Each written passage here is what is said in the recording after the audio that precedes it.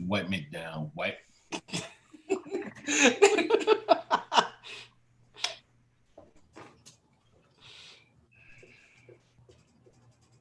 That's why he's the audio expert, ladies and gentlemen. All right. I see we're on. Whatever. No, but now I gotta. Oh. I shouldn't have said something. My bad. Yeah, because it wasn't that bad. All right. Welcome to another edition. Let me hit my recording here. Perfect. Welcome to another edition of Vegas Bad Boys of Podcasting. How's everybody doing tonight? I'm DJ Impact, and we're going to start off with our 3-count topics. So we're very exciting. We have all of the Bad Boys here with us this evening, so it's great to see all of you fellas. We're going to start off a report from ESPN that's titled Appeals Court Dismisses Ex-WWE Wrestler's Lawsuit Over Brain Damage. Now, as we get a little bit into this, first off, let me welcome all of our viewers who are actually tapping into our live chat feed. Please leave any comments you have, and we'll definitely try to get it in where we see fit. And if you're listening, we thank you for listening also to the podcast version. ESPN Appeals Court dismisses ex-WWE wrestler's lawsuit over brain damage. Now, this was last week. A federal appeals court dismissed a lawsuit Wednesday that had been filed by 50 former pro wrestlers. Now, many of them were stars in the 80s and the 90s. And they were saying that WWE failed to protect them from repeated head injuries, including concussions that led to long-term brain damage. Now, it is also said that many of the claims were either were frivolous or filed after the statute of limitations expired. So that's what the Second U.S. Circuit Court of Appeals in New York City agreed with the federal judge on. But the plaintiffs in this, I'm just going to name a few, and then we're going to actually watch a video as well. Some of the plaintiffs that wasn't named in this, some of the names we may be familiar with: Jimmy Superfly Snuka, Road Warrior Animal. We also have Mr. Wonderful, King Kong Bundy, and Mr. Fuji. Now, Snuka and Fuji, they died in 2017, 2016, respectively, but were diagnosed with CTE. Also, you had King Kong Bundy, had died last year of undisclosed causes, and there were also been other plaintiffs that have dementia or other illnesses as well. The last part I'll read off of this, it says that Vince McMahon, as being the defendant of this, says that his organization knew the risk of head injuries, but didn't warn the wrestlers. And the U.S. judge, Vanessa Bryant in Hartford, said there was no evidence that WWE knew that concussions or head blows during wrestling matches caused CTE. So with that, take a quick look at this, and then we're going to get your reaction, fellas, to what's your take on this, and then we will go from there.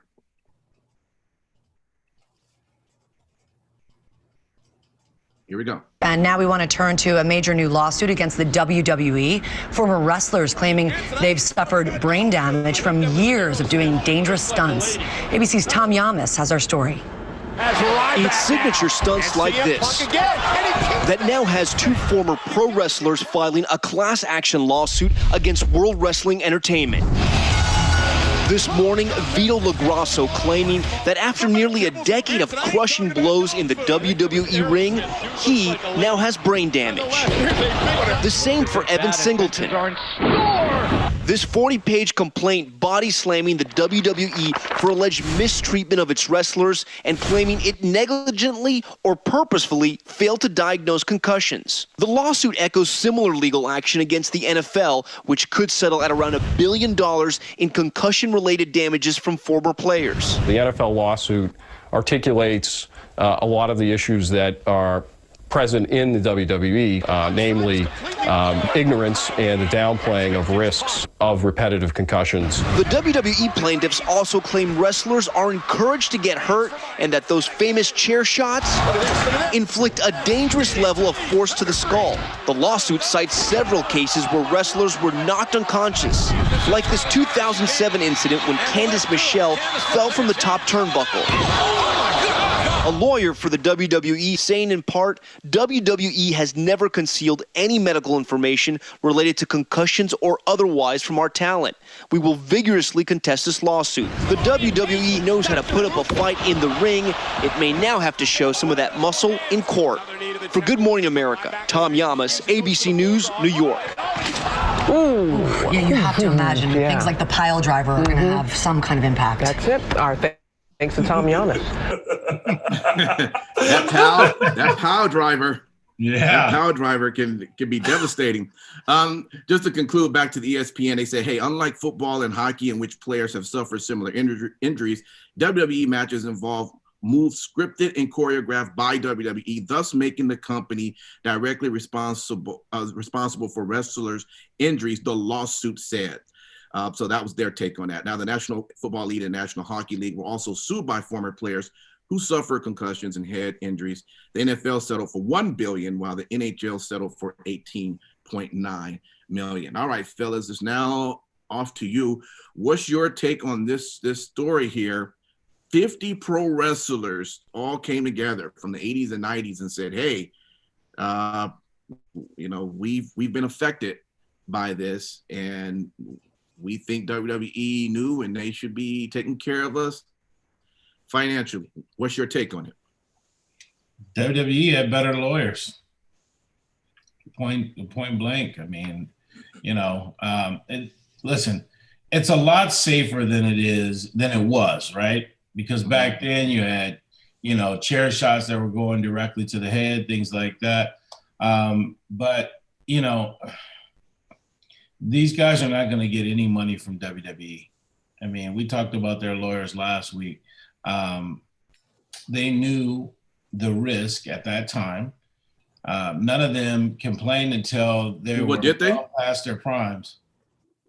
Did just playing devil's advocate, did they know the risk, the CTE back in the 80s or in the 90s of what this could have took place, or nevertheless, it doesn't matter. They knew that some injury could be involved. I mean, yeah, they said all the time, it's not ballet. Interesting. Anybody else take on this?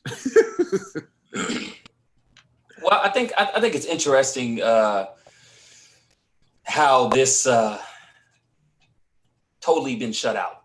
The claims that they had look like they kind of had some traction, but then when it really does come down to it, it's they can't. There's no way that they're going to be able to beat WWE lawyers. And WWE lawyers is not a new case that they've been dealing with. It's not a new subject WWE's been dealing with.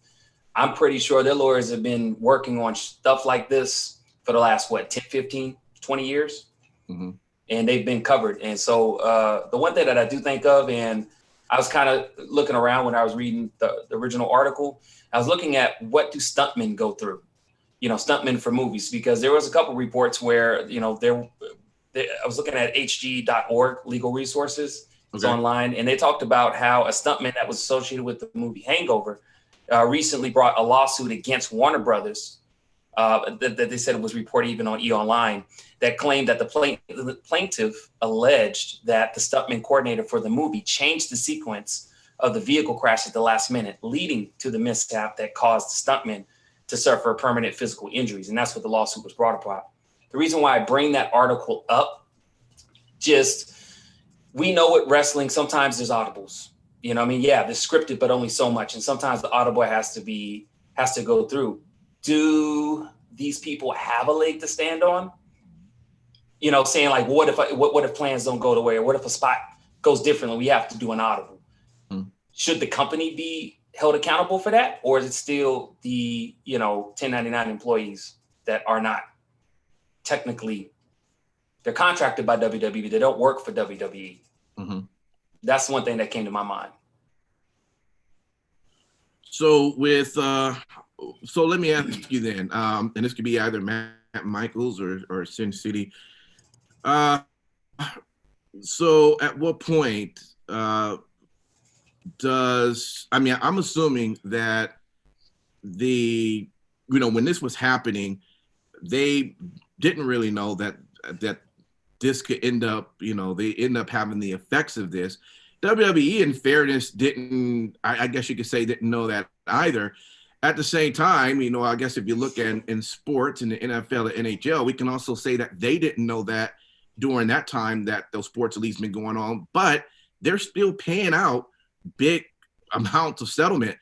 Why do you see that not being the reason why WWE is following along with that?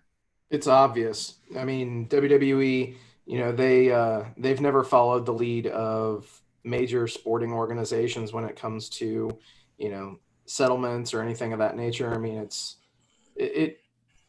I think that it's been said by everybody that their legal team is just like the final boss in a video game. Like they're unbeatable, So it's one of those things that is, I really would like to see some compensation for, these affected individuals. Realistically, it's not going to happen though. And that's just the legal system at play. It's only my opinion, but yeah, I even if it's, somewhere in between the 18 million and the 1 billion, the two numbers that were thrown out there, 18 million for the NHL and then the NFL with 1 billion, just somewhere in the middle there. And, hell, even if it's 20 million, it's still something. And especially with how much WWE likes to, toot their own horn that they're, an extremely charitable organization and that they give back. I think that they actually could settle out of court with something like this and, make it known, hell, how much they're, the settlements for, and, just frame it in a really HR or PR positive way. So, yeah. So, Matt Michaels, I mean, they don't have to pay any sort of settlement. And can one look at it, though, that if they say, look, we will put together a fund for these 50 wrestlers or maybe even more than that who come forward. But if they were to do that, are they then admitting guilt, or could they do that and not be admitting anything towards that? I don't think they should fucking do it. Why would they do it? It's fucking stupid. It's ridiculous. And I'll tell you this much. The reason it's ridiculous, well, let's touch on one thing. Okay. I'm glad to see that President Obama is consulting Congress about fighting ISIS. Because that video is older than... I think your son was born when that video came out. So Big Vito, the people who, started this lawsuit and whatnot, Big Vito, he was wrestling in WCW, wasn't he? Thought so. I don't remember. I don't think so. You don't remember? You guys don't remember the yeah, he was in WCW. Yeah, it was Big Vito and Johnny the Bull and Chuck Palumbo, and they were the Italian guys right near the end there. But the FBI ripoff stable. Yeah, exactly. Interesting enough, I didn't know who that was, but I did work with Johnny the Bull. Great. Anyway, so what the hell was that? No, continue, Michael. Go ahead. Yeah, thank you. Anyway, the point being here is that that's an example of WCW, but King Kong Bundy and Fuji and Orndorff, all these guys, especially the Road Warrior Animal there. How long were they in the WWF? they were all wrestling for organizations well before they even stepped into a WWF ring. So fuck them, because what they're doing is they're trying to get money from the big corporation that has the money to give. All right. But there is no indication that if the WWF never existed, that they would be coming forward and suing anyone over their health. Number two, that any of the problems that they, racked up was due to the WWF themselves. They could have gotten, their brains scrambled when they were working in fucking Kentucky for a $50 payoff when they decided to do, a spot that ended up with 15 chair shots. Right. It's as simple as that. The fact of the matter is, and then if you want to take it one step further, this idea that the brutalization, it's something that even though there were brutal matches in the NWA, the affiliates, the territories, right? Yeah. There were brutal matches. But if you looked at the WWF's product during the time that these guys were there, from the 80s and into the 90s, there wasn't brutalization going on. So, these guys were doing fucking headlocks and wrist holds, right? Yeah. They weren't doing, nightly chair shots and shit like that. That wasn't happening. This didn't become a phenomenon until Japan was getting popular, and then ECW took that over, and then it bled into literally into the late 90s, early 2000s. There is only about a 10-year time frame in which that is relevant. So all these guys who are part of this lawsuit, if they were part of that attitude era, like a guy like Chris Benoit, I could see Benoit's family going after, because, potential CTE causing that situation of murder. But otherwise, I mean, dude, and the final point is they don't have a fucking union. So you signed the contract. You're an independent contractor. If you want to do this for a living, you're passionate about it, you know what the consequences are. Unless you all get together and produce change, it's not going to happen. So stop trying to sue, because it's not going to work. Period. Done. Yeah. And going back to that, it says in her 2018, speaking of the judge ruling, Bryant criticized Kairos for repeatedly failing to comply with court rules and orders, and ordered him to pay WWE's legal fees, which could total hundreds of thousands of dollars. You might want to leave this alone. That's all I'm saying. I wouldn't want to pay their legal fees. All right, well, we'll jump over into our second count, which comes from essentiallysports.com. And it's titled, "Is AEW way too dependent on former WWE superstars?" And so this, according to here, this really came out when a fan decided to throw Tony Khan out there and say, hey, I thought that we are going to usher in new era of pro wrestling with fresh new faces and champions. And then he put all the gold on the old WWE guys. And pretty much what he's saying, look, you got Brody Lee, John Moxley, Chris Jericho, and Cody. They were all part of WWE. And they have, they've had belts, or still have the belts. And, AEW, they have some guys that they brought in, but you don't see them with it. Orange Cassidy, or actually you see Hikaru Shida, but Darby Allin, Abaddon, are some of the examples of the AEW stars. Bottom line is, you just don't see a lot of those stars built around being champions and all.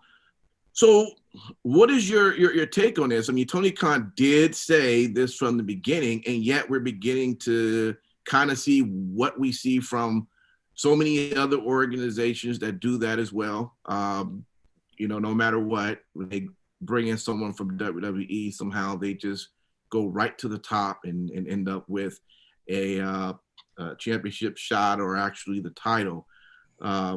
What's your take on this? Is this fair from this this person on Twitter who went after Tony Khan? I mean, I'll jump in first. I might as well. Yeah.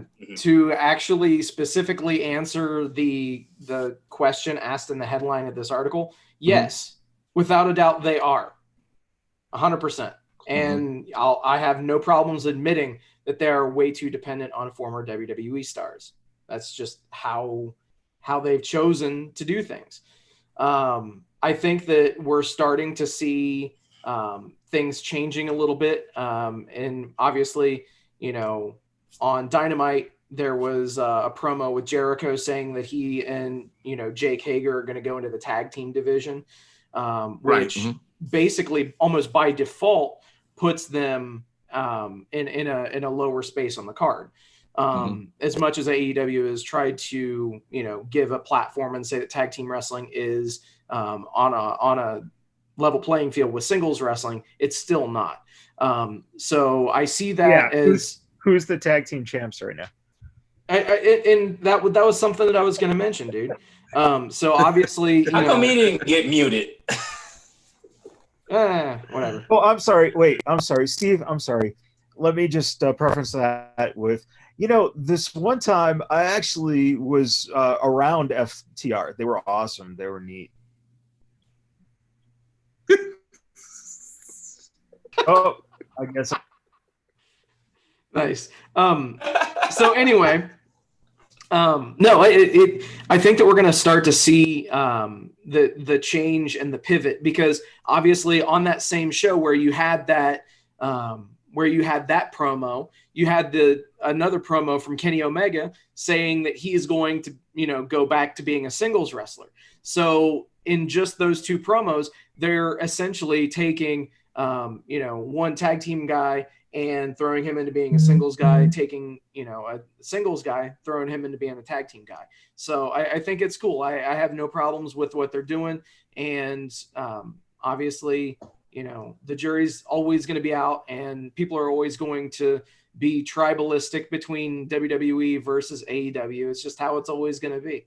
But yeah, I mean, as much as I try to just be a fan, that's all that anybody should be, Well, let me ask you fellas, for the remaining here, would it have been a bad idea if AEW out the gate was somehow, Darby Allin or Orange Cassidy or Abaddon? Let's say out the gate they came out to be the either TNA or the Impact World Champion. If they end up having that, would that have been something that could have been built upon versus going the way that they went? And it would have been, not only keeping up with the promises, but building new stars up within AEW. Well, you look at Hangman Page. There's a guy that you could have leveraged to be, your star of the company pretty much. And now he's just basically a walking drunk food master who's kind of, figuring his way around things. And I'm sure at some point they'll circle back around and make him a star. I just want to point out one thing that Daniel says from my watch party, that there's a time for growth. You build the AEW guy from the known guy, i.e. MJF and Moxley, or Jericho and Cassidy. So, while they have signed a lot of WWE stars, and a lot of people may say it's WWE light, there's just no way around it. You have to bring these guys in if it's an option, and fans are instantly going to recognize them. Have they done a good job building other stars? Yes, they have. I mean, there's still more room to grow, but this is inevitable. They were going to have to lean on these guys for their name and to some degree their talent. All right. What would you say about that, Simon Street? I would say along the same lines, but the one, I feel like what they're doing is working, but sometimes I do have some questions when I look at, AEW wrestling page and they look at, the whole roster and what their records are. When I look at Ricky Starks, how fresh is Ricky Starks in the AEW pool? He already got a 7-1 record. You see what I'm saying? And then you look at Abaddon, Abaddon has a 5-1 record, and we hardly see her on TV. So I wonder at some point is part of their.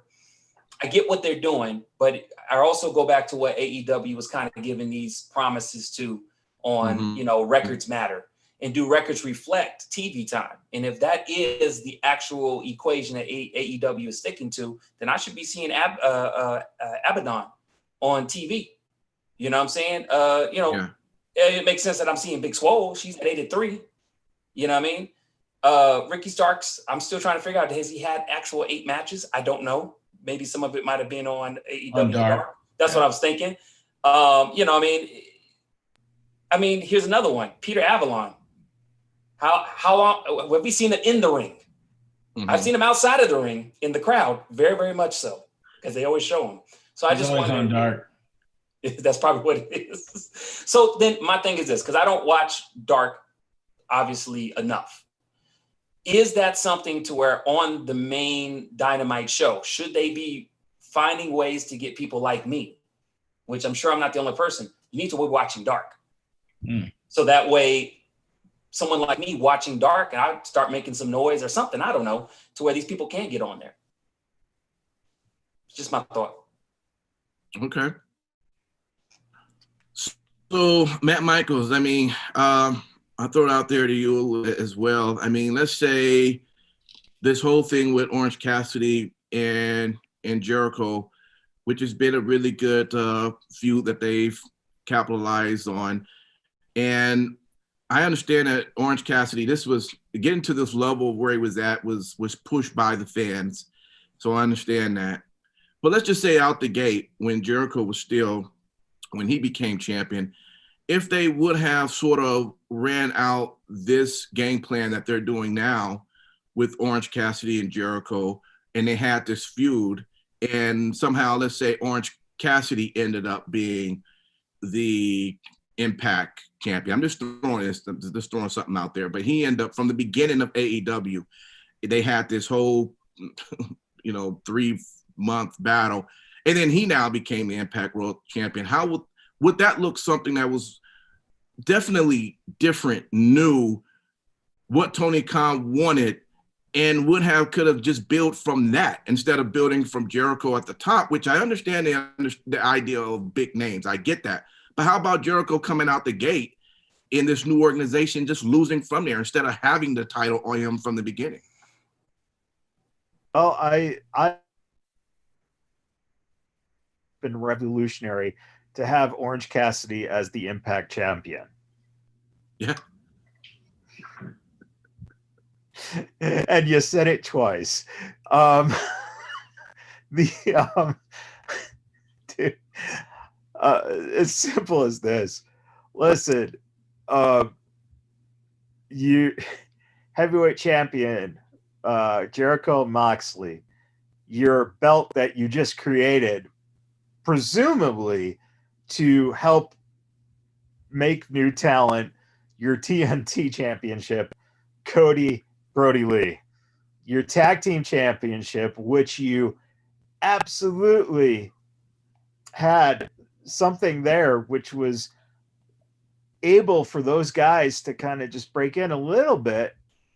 FTR gets signed, they're the tag champions.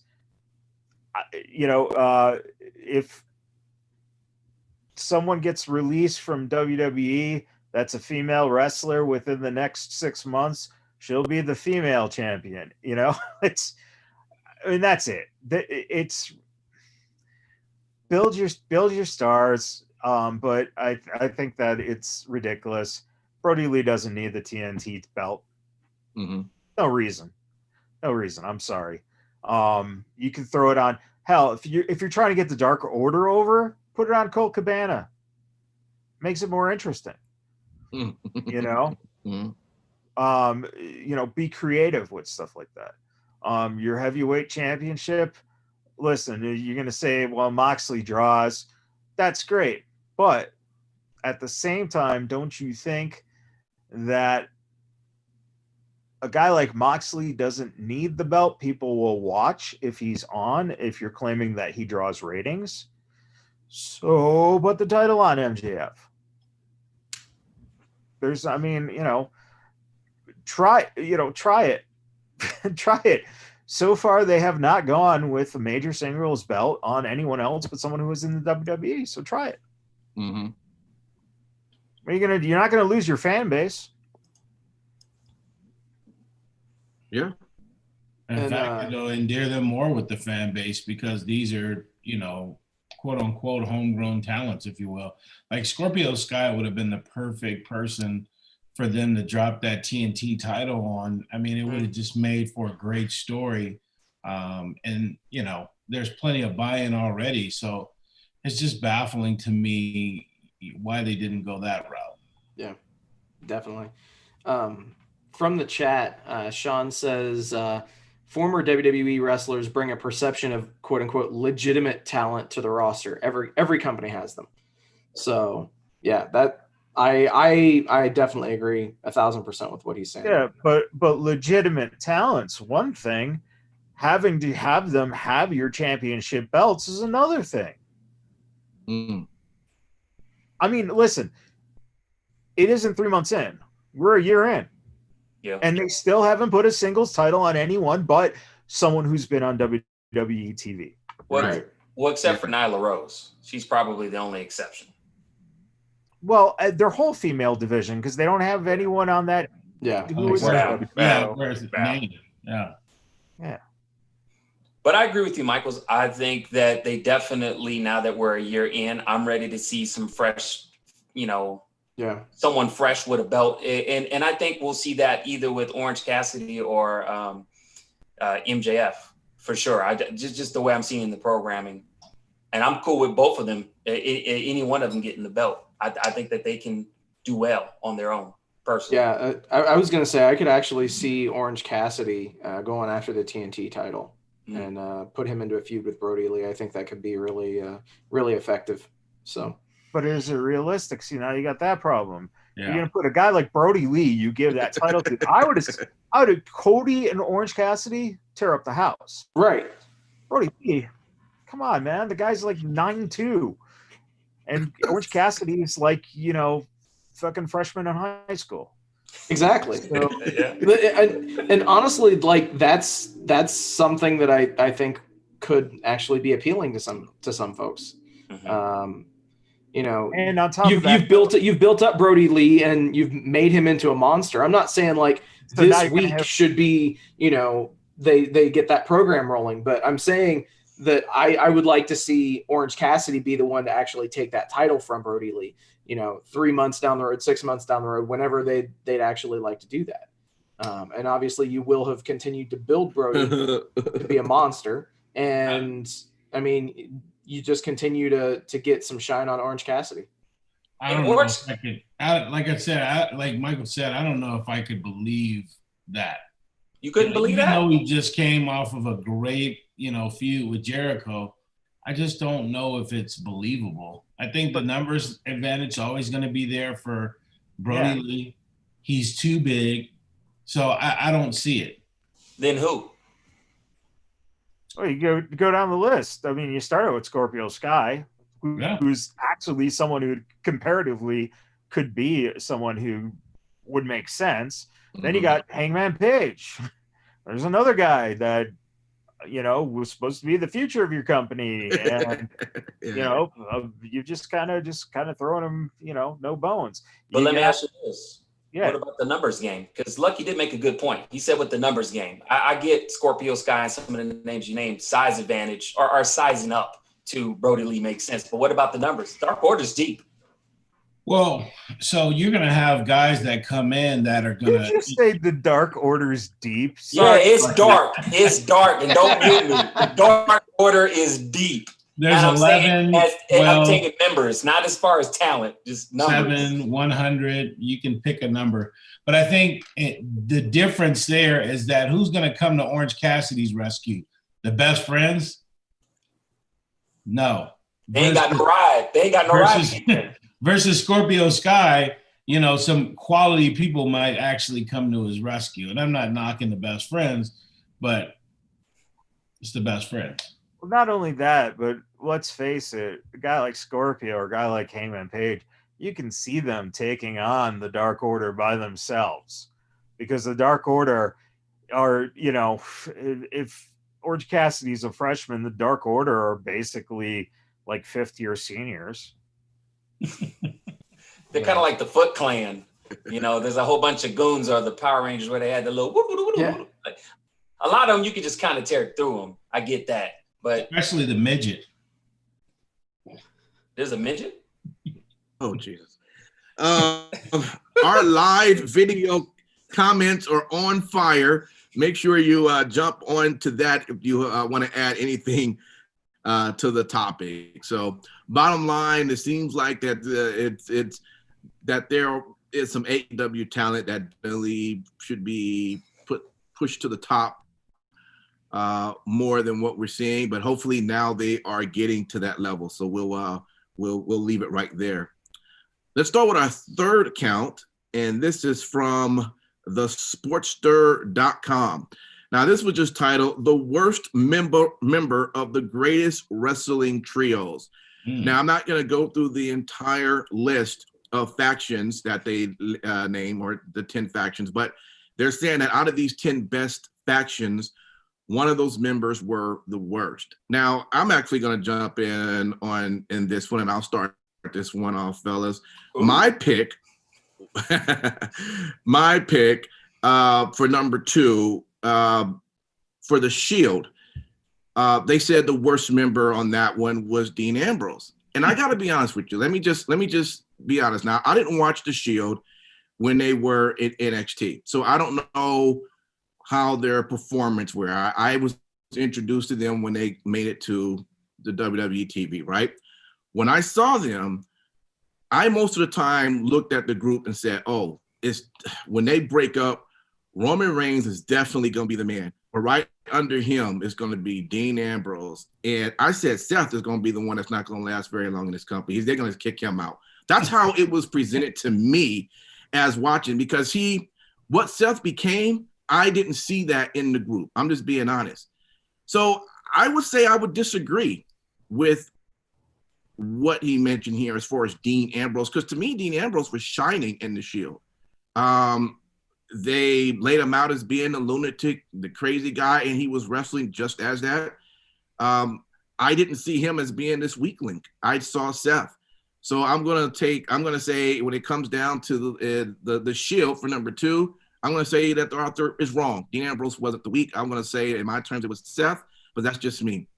Now for each one of you, choose which one of these factions that you either agree with the writer or you disagree with the writer, or why, with who was the weakest link within the faction based on the 10 that they named.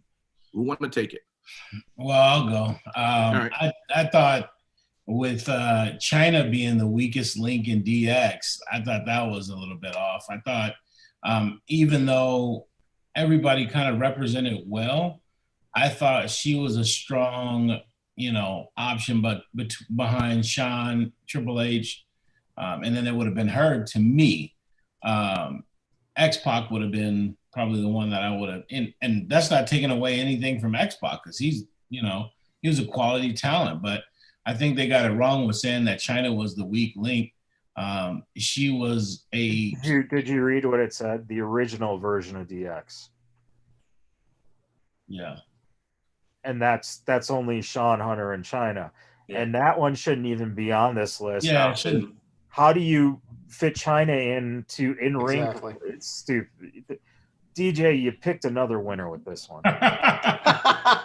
You picked another potato. I mean, if I may be so inclined, Crush from the Nation of Domination. That shouldn't even count, because that was when the Nation of Domination, if you look at all the members during that time, what? It wasn't the same. It was the Nation of Embarrass. That was on the list. I actually read through the whole list. They said Crush. It was number 7 out of 10. Crush, Nation of Domination. Yeah. 7 is the Brood. Yeah, ass. So did I continue then? I continue to keep reading, because they said Braun Strowman, the Wyatt family. I kept going. The worst member of the 10 greatest wrestling factions of all time. I kept reading. What are you talking about? I'm talking about as you read through the whole list, they said, would you like to continue? So I clicked next, and it showed me a list. There is no next or continue. Let's pop it on the screen. Let's pop it on the screen so I can tell you what I mean. You read the article underneath the article. Yes, I did. Because it almost was the same exact topic. It's one of those clickbait headlines, bro. Oh, It had the same list, though. It had the same. No, it doesn't have the same It's list. slightly different. They gotcha. But how was it slightly different? That's what it is. Fine. But here's the thing, though. I will be honest. They had almost the same exact list. Now that's who you're talking about, because they said Dean Ambrose, and I thought it was weird that they said Dean Ambrose twice when they already mentioned him. But I kept looking because I was interested in the list in general. I thought it was like, man, some of these picks are kind of awful. Like they talked about the Hart family, you know, Jim the Anvil Neidhart. That's great. None of us all read the other fucking list. So what the fuck does it matter? Hey. We were asked about a certain thing, and now none of us can reply to what you're saying because none of us are stupid enough to Because I click on kept the fucking reading. page. I You know kept what reading, happens? and I was on my phone. So at the end of the day, it is what You know what happens to people that read the wrong lists? You know what happens? Do you? Oh, are you gonna tell me? I'm on the You list. just made the list. Oh Lord, you were probably hard and Holy waiting shit! anticipation Welcome to before 4 that. years ago.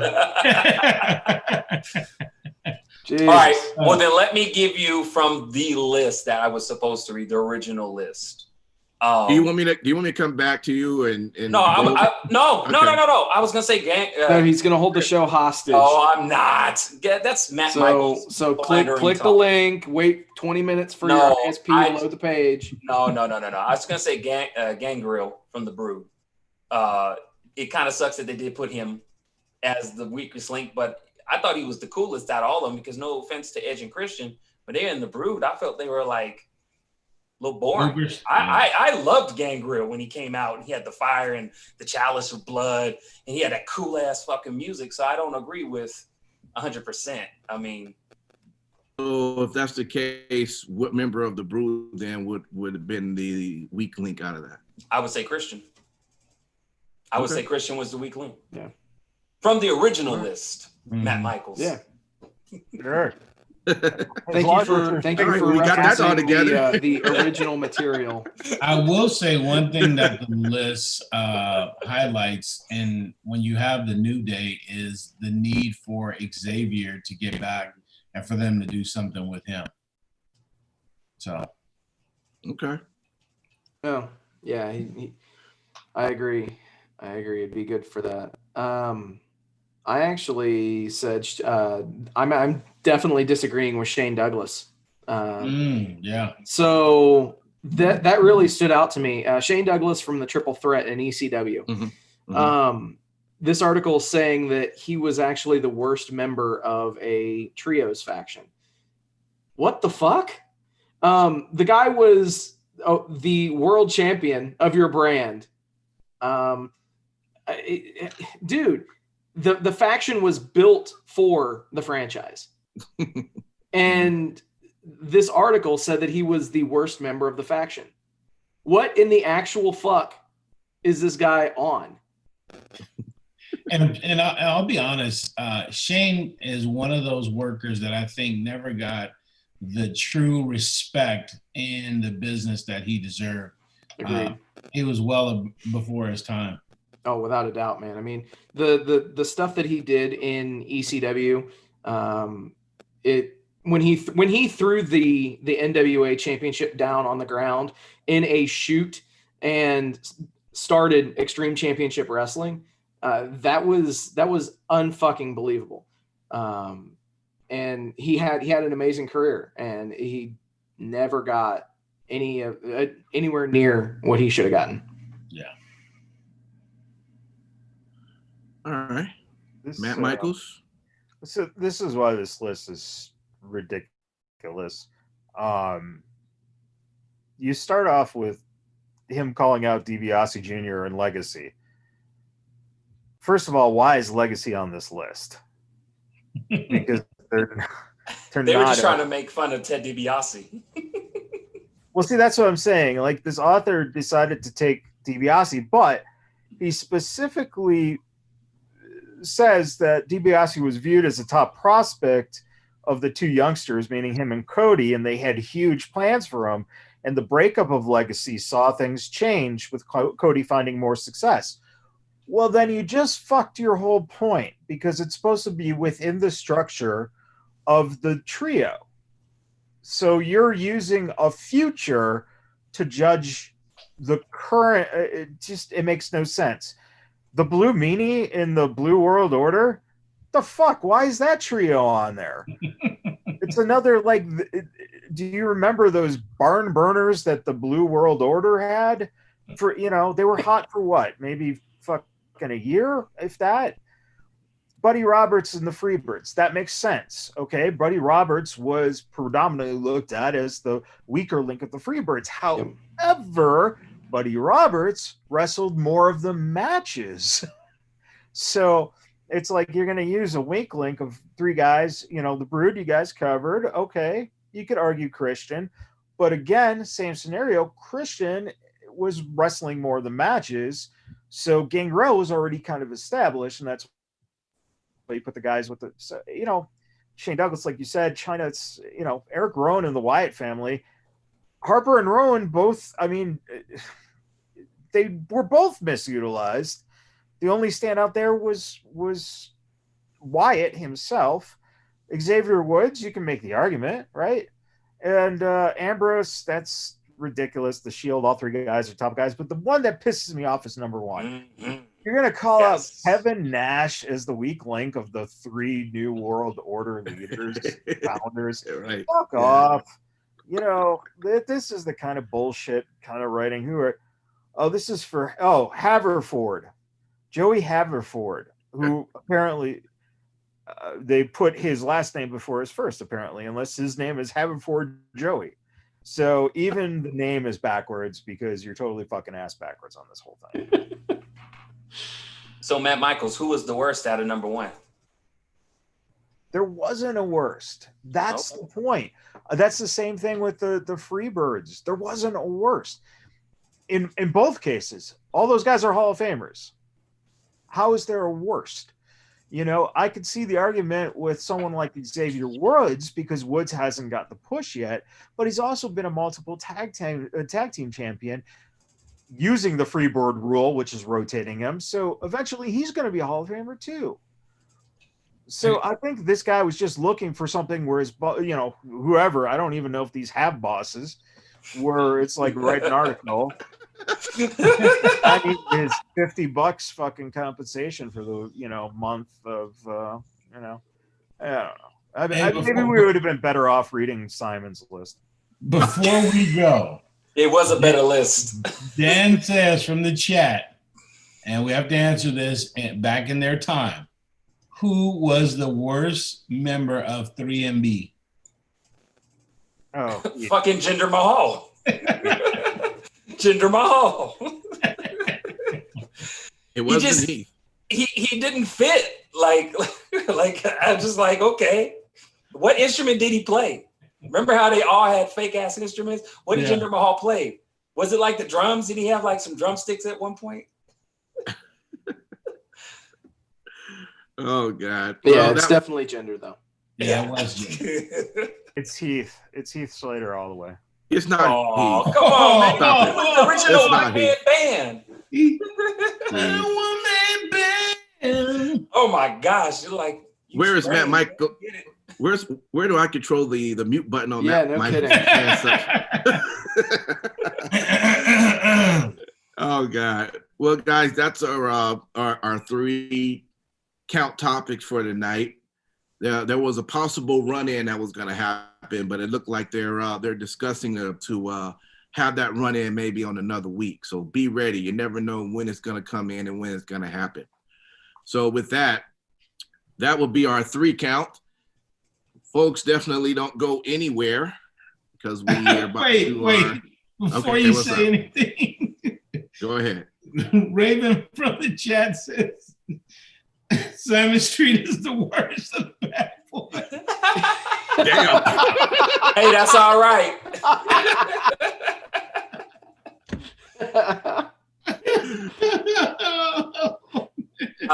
And right now, I'll everyone take in the that. back of their mind is saying, fuck it, at least it wasn't me. Hey, it's all good. It's all good. Hey, folks, remember, you can always jump onto the live video comments and you can jump into the discussion as well. Every Sunday, right after 8 o'clock, just look for our notification to pop up when we go live, and we will be here. And of course, you just happen to miss it because all of our East Coast folks right now are probably getting ready for work. You can just pop in the podcast tomorrow morning and enjoy it, all right?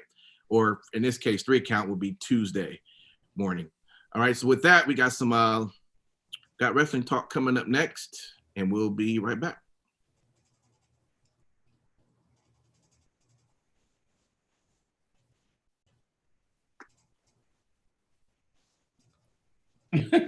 Sean Hyde says, good thing Simon has the video game side hustle.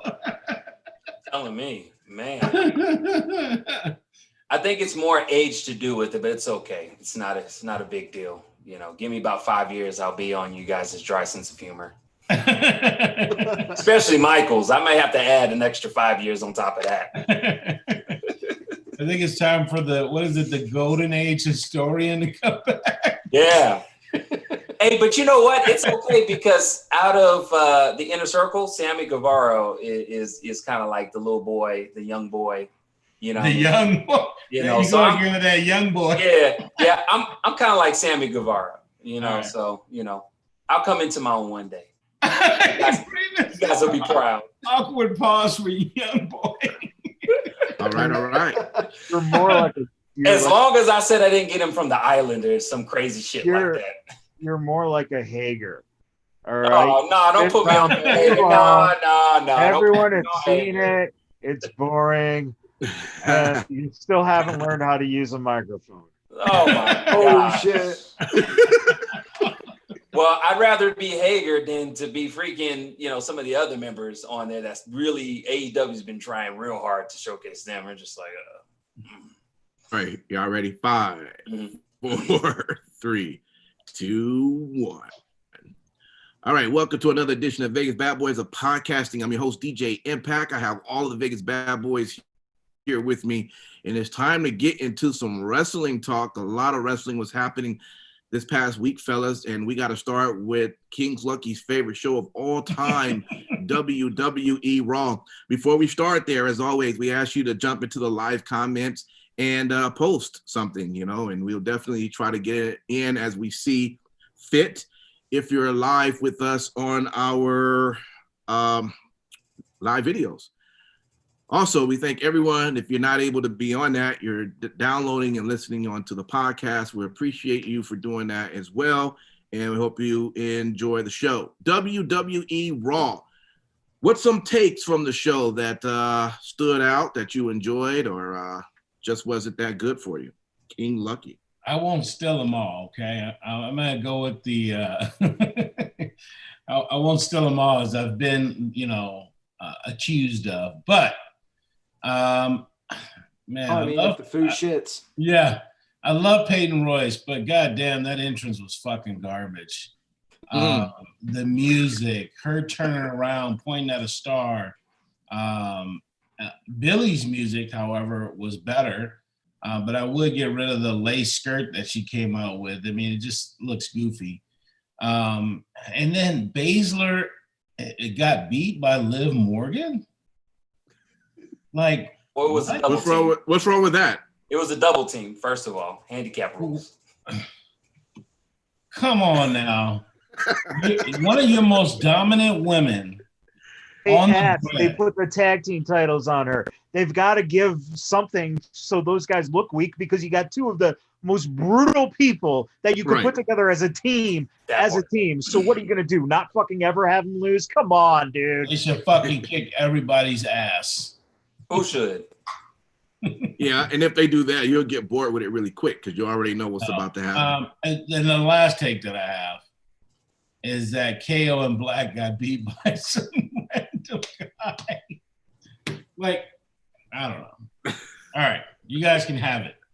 And you got the juiciest news. Oh, my gosh. Well, one thing that stood out for me is the Hurt Business is still on and popping, and they have a new member, Cedric Alexander. No surprise if you watched Raw. They've been building it up, and MVP has been just selling as much venomous lies to Cedric Alexander. The boy finally popped his shit and attacked Ricochet and Apollo Crews. Actually, it was quite impressive how he attacked both of them a little bit. The boy don't present himself as being that strong. So it was pretty interesting. But, they gave him a shirt. I like the fact that, some people are kind of doubting, so we'll see where it happens. I don't know where it's going to happen. King Lucky will probably tell me in the next couple of minutes what he thinks is going to happen. But I thought it was kind of a good look having 4 members, but I'm going to say it because we talked about it in the last show. Yeah. When it comes to factions, I don't like when they let everybody in. So if they're going to get in the business with the Hurt Business, including everybody, then it's going to get old and stale for me. And I just don't give 2 shits at that point. This will probably be the last member. I hope so. I hope it's the last member and they keep it. I think 4 is a good number. And, I'd like to see them doing more. As far as Raw Underground, I thought it was cool, the little exchange between Kevin Owens and Shane. I thought that, that uneasiness, awkward. I like when WWE does shit like this every once in a while. Maybe I'm the only person, but I liked it just because it kind of tells back to, the feud that they had and shit like that. I'm with you, Lucky. I did not agree how all of a sudden, side note, was Aleister Black supposed to have that taken off? It fell off and it was no longer a thing and his eye wasn't fucked up. I don't know if anybody caught it. I think, dude, they got to find a way to keep it on. He looks like Metal Gear Solid. I mean, I think he looks fucking badass with it. It does. I think it wasn't supposed to come off. Yeah, and he kept going. I was like, oh, well, I guess he's not really hurt. But, you had Young Boy came up and just got upset and just manhandled both of them. I wasn't buying that too much. I guess maybe they had a long match and they ran out of gas. But those are the only thing that kind of stood out for me. For the show, I'll leave the rest to you, gentlemen. Yeah, I mean it was a decent show. Nothing really stood out for me, honestly. It's pretty sad that Raw has become it has been the longest show, and it's providing me less and less enjoyment. So out of the shows during the week, it's the longest, and it's the one that I dread the most. What the fuck? Well, you know what? It's keeping them honest. It's going to spice up because Mandy Rose headed to Monday Night Raw. Thank you.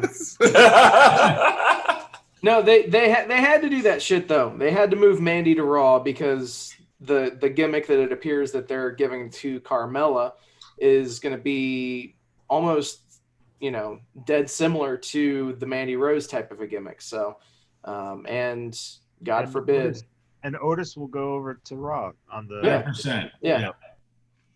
Or what he could do is he could use the briefcase and, challenge the Raw champion and win that shit. I also said, what if Otis was to get a new hot girl, the new girl on the scene? Who says it's Carmella? What? And all of a sudden, Otis is the Playboy. Who? It could be. I don't know who it could be, but I'm just saying it could be somebody else. Oh, they could have a picnic and he can pull sandwiches out of his lunch pail. Just remember, they went with the storyline in the first place because Mandy, thought it was cute and everything that he had this like for him. But I don't think there's any other WWE women in the back going, oh, I'd like to do something with Otis as well. Let's kick that up. They'd be on TV if they're not on TV right now. Okay. Yeah. Hey, but I will say that real quick, back to the Hurt Business thing. I didn't like the way that they ran that into 2 angles. I thought they should have just did it in one angle. They didn't need a separate MVP, the lounge, whatever shit. Yep. They could have just ran that angle in one. He did that at the end, boom, and he just left. So that was a little bit wacky, but other than that, the show was a decent show. Yeah. Do you think Cedric Alexander is playing him? No. Then they're saying I think it's a permanent move. Okay. Yeah, the way they beat the shit out of Ricochet and Apollo, I thought that, this is a permanent move. Makes sense. If they're smart, they draft away Lashley or Benjamin. Just get rid of Lashley or Benjamin. Lashley would, to me, and I actually agree with that. I would move Lashley over to SmackDown. I think that would work out better for him just in general. Would you create another faction over there of the Hurt Business? Business. So they're in two separate. No, but I mean, down the road, see, Lashley could go over as a face, at some point on that brand. And then in like a Royal Rumble, they meet up again and they think Lashley's going to help them out and he fucking tosses them out. So that's the way I would run that down the road. Okay. One of the cool things I thought was that I liked during the show was during the match with Randy and Keith, which I'm really enjoying. I love when Randy went for that RKO and got stuck in that position and didn't get it fully off on Keith Lee. It was a pretty dope little scene there, so I enjoy that. Retribution. That was so whack. What the fuck? Oh my gosh. And the voice mesh up shit. Don't do that again. Don't do that again. That dude sounded like he was gonna say, "I'll get you, gotcha." Like what the? If they don't do the reveal soon, who gives a fuck about this angle? Honestly, it's becoming laughable. Mm-hmm. The fact that they were attacking every single brand except NXT, but they were attacking both brands, and then now it's just. They're on Raw specifically, and Cole's giving us a rundown of their history. Like, no, just stop it already. The fuck. That's what I feel when I see it. The fuck. It's even too much for the king. Mm. Oh. All right. Hashtag not my king. Yeah, it won't be in 6 weeks when you're just like, I told you that was the fucking best thing ever. Right. Does anybody ever find it interesting how King Lucky predicts shit as if like he's Biff from Back to the Future and he has the sports almanac and shit like he's just but it's for wrestling. Well, there you guys go with King Biff. King Biff. You know what happened to him when he was chasing Young Boy, right?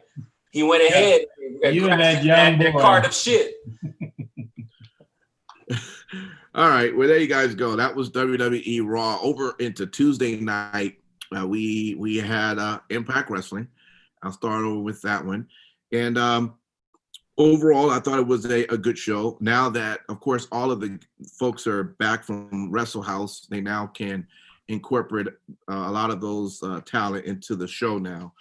So we saw a little bit of that tonight. They kicked off the show with Eric Young. Of course, he's your Impact World Champion. And Alicia was came out to confront him. It was about to take a power drive from him, but Tommy Dreamer came out and saved the day, which created a match for them at the end of the night, which of course Eric Young took that match. So he is showing to be a great Impact World Champion.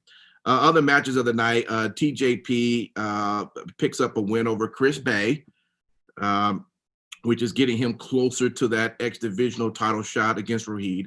Brian Myers, he defeated Willie Mack, and he did that by illegally kicking him below the belt when the ref turned away. So Brian Myers has constantly been getting some wins on Willie Mack.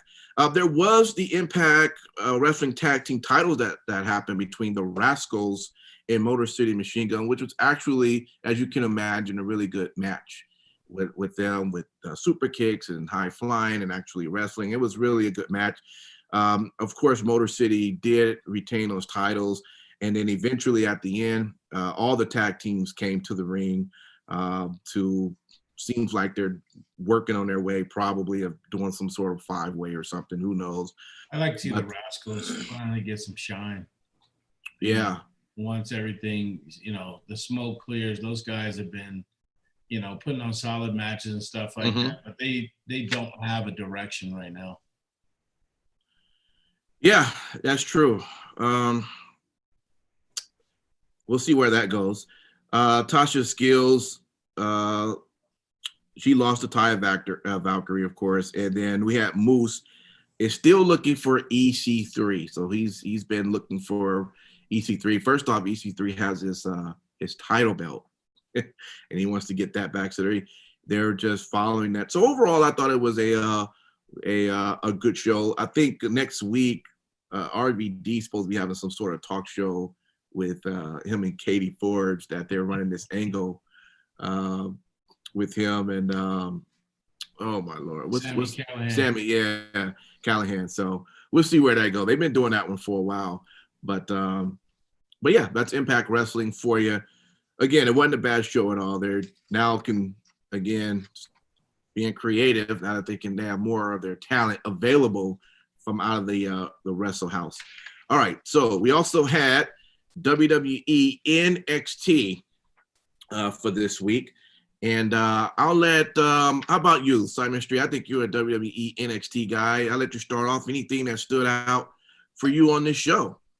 Well, I mean, the way the show started, you know, the match, you know, the match that everybody was waiting for from last week. You had Adam Cole versus Finn Balor for the NXT title. It was, if I'm not mistaken, an iron match. And it was great. It was amazing. It was exactly what I wanted it to be. I mean, both guys are sound. I'm always entertained by both of them. And, you know, at the end of the day, you have a new NXT champion. Well, I will say this. You guys last week, and definitely you, Matt Michaels, and yeah, we all do our fun with play booking. But from what we thought was going to turn out, didn't turn out that way. So was Bruce and them not listening to us that week, or what? You still got time. You got time for any type of turn on Adam Cole. Okay. But I just want to point out the fact that it wasn't an Iron Man match, right? And you didn't say who the champion was. So my money is on the fact that you didn't watch it. What are you talking about? It wasn't an Iron Man match. Okay, then what was it? It was a regular fucking match, dude. Oh, maybe I thought it was an Iron match. It went a long time. Okay, then who is the champion? Because I think I did say the champion just now. Did not. Well, who's the champion, Simon? That's why he asked who's the champion. Am I living in a different time zone? Did Finn Balor not just win the NXT title? You never said Finn Balor, bro. I did say it at the end. What are you fucking talking about? I said Finn Balor is the new champion. Man, you really got to fix that internet connection you got, man. Now it's starting to affect how you hear. I did say Finn Balor. Now you heard right. I did say Iron Man match. My bad. It just was a long match. And my bad on that. But yeah, Finn Balor is the new NXT champion. I said that. Well, is there anything else, Simon, while I'm there, that stood out, or we can jump over to see if anybody else want to mention what they enjoyed from NXT or didn't like at all? Oh, my bad. No, you're good. Go ahead. Come on, Simon. Finish out the show. Tell us what else was on. My gosh, here you go. This is what I got for you. All I'm merely saying is at the end of the day, I said it was a good match. I appreciate. And I said, come on, tell us what was on in the rest of the show. Well, I enjoyed seeing the little interaction that I thought was cute with Chauncey Blackheart and, Io at the end. I want to see more of that. You know, how she was going to hand her over the title and she pulled it back. You know, I'd like to see that. Why are you laughing? I don't understand. What's the fucking joke? Who's Io? Io, my bad. Well, let me jump over. Boy, Simon Street trips, boy. It's the end of the fucking world, but y'all motherfuckers trip. It's like, it's not a big deal. Let's cool up.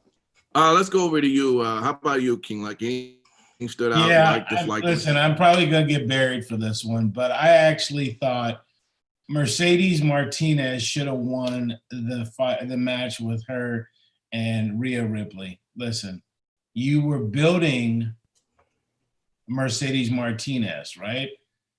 And then she gets you still are essentially, but you let her get beat. I mean, it was a good match. I had no problem with the match. I just thought the result, Rhea didn't need the win. I thought that Mercedes probably could have picked up the win and it would have helped her stop. So that was really my only takeaway outside of, yes, the other entertaining stuff that happened.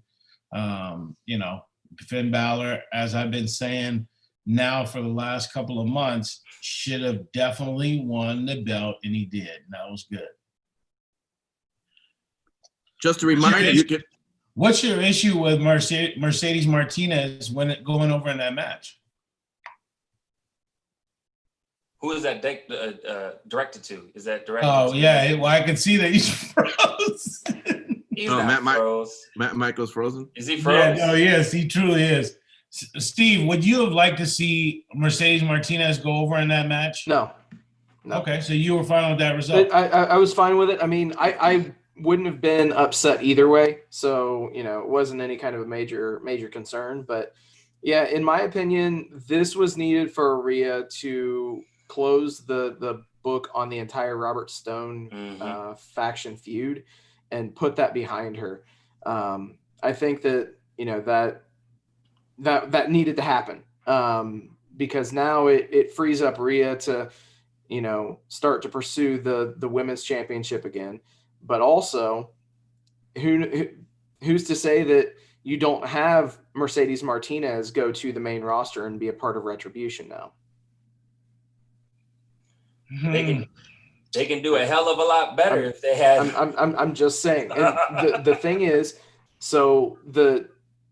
I don't see Mercedes Martinez being in NXT for much longer. They've followed a similar type of a build with other guys that they are fast tracking to the main roster. People that have been established, veterans in the game. And we all knew as soon as Mercedes Martinez was signed that she was one of those that did not need to be developed in NXT. So I think that they are and have been fast tracking her, honestly, getting her primed to go to the main roster. I would think that's a bad idea if they moved over to the main roster this fast. Quite honestly, I think she needs at least about maybe a good 1 year in NXT, and that's not to season her or anything else. She could actually help with other women in NXT because to be honest with you, on the main roster, it's already stacked. They already have quite a few women, and once Charlotte comes back, and then eventually Becky comes back, it's going to be. I mean, she'll just get lost. And Vince will be like, well, why did we sign her? So I think NXT, is perfect for her, and there's plenty other people you could move to the main roster at this point. Yeah. As much as I did not like Raw, I loved NXT. It was fun, and it was, this was the best show wrestling wise all week. Better than AEW, better than SmackDown, definitely better than Raw. So Michaels, you had a point you wanted to expound upon.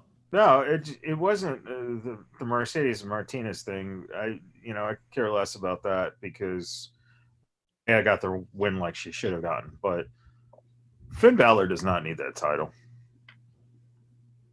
Why? He's an established fucking guy. So who would no need? So you would have put it back on Cole? I'd have put it on Cole and then got it onto someone else. I don't think any one of those four guys really necessitates the title.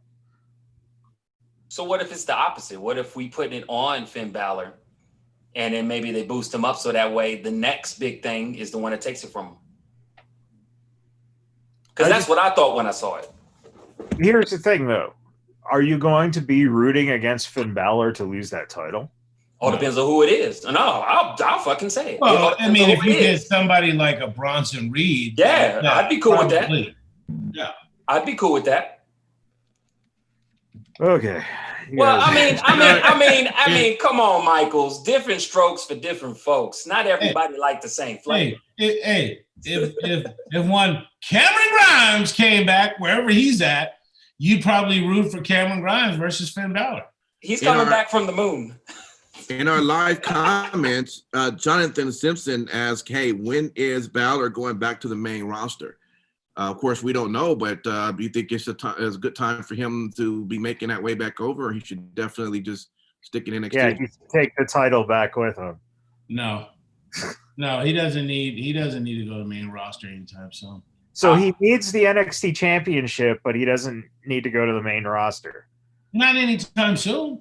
They're just now starting to build him back up. So I wouldn't do it.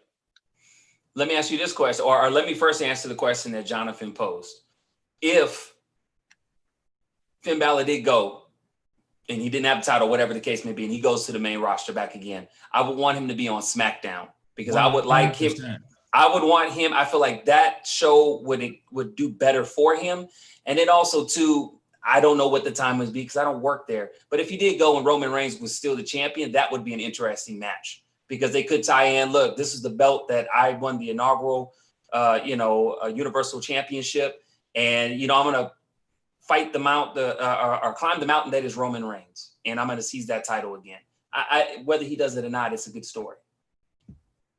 I could see him in NXT for another year or so. Yeah. There's no need to rush him back. Yeah. I mean, one thing is that, he's going to work with guys and they're going to, they're going to get better. And you know what? Give me Karrion Kross versus Finn Balor at some point. That's money. Okay. Give you Karrion Kross. You can paw at it all you want, but that is a good takeover main event. Thank you. Yeah, and then they both blow themselves out within the match, and then neither of them are on the show for the next 3 months. That could very well happen. Oh man! A couple of other mentions from the show. Kushida came out and just whipped on Velveteen, so I thought that was pretty interesting seeing that.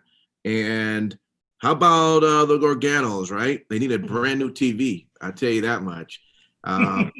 It didn't go right with having Teague in there, but I really enjoyed that segment too. That was a pretty good segment. Yeah. Yeah. It was all right. It was all right. It's all right. All right. Has no one learned though, if you put together a dinner at your house, don't wear a white shirt because inevitably the spaghetti's going to get all over you? Yeah. All right. Nobody's quite figured that out yet. All right. Well, that's all for NXT. We will jump over to AEW. And with that, we got our star of the show, Sin City Steve. Tell us what you liked or disliked from this week's show. So a lot of things actually. But one thing that I will definitely mention is the main event. We'll just call it what it is. I thought that both guys did it was a great match all around. I thought that their chemistry was great in the ring. And Dustin, you knew deep down that he wasn't going to win the championship, but they built it and built it and built it. And you had almost a glimmer of hope that it would actually happen. But then obviously the right result happened. Mm-hmm. So I really like the way that they built up to that match as well. So pretty solid stuff there. But I will tell you this, Sin City, can Brandy just not come out anymore? Please. I'm done seeing her. I'm serious. I mean, there's no reason for stay backstage. I am never done seeing Brandy Rose come out, but listen. I'm not saying she's not beautiful. I'm not taking nothing away from that. She serves no purpose. Mm-hmm. Every time I see her, I go, "Why are you here?" You know what I mean? I don't know. I was just curious. What your thoughts on that, Sin City, when it comes to anybody else? Back for a little bit, after what happened with her and Cody, and she probably should have. Even though she did have a good promo that she cut on Anna Jay on Dark, which I thought was good.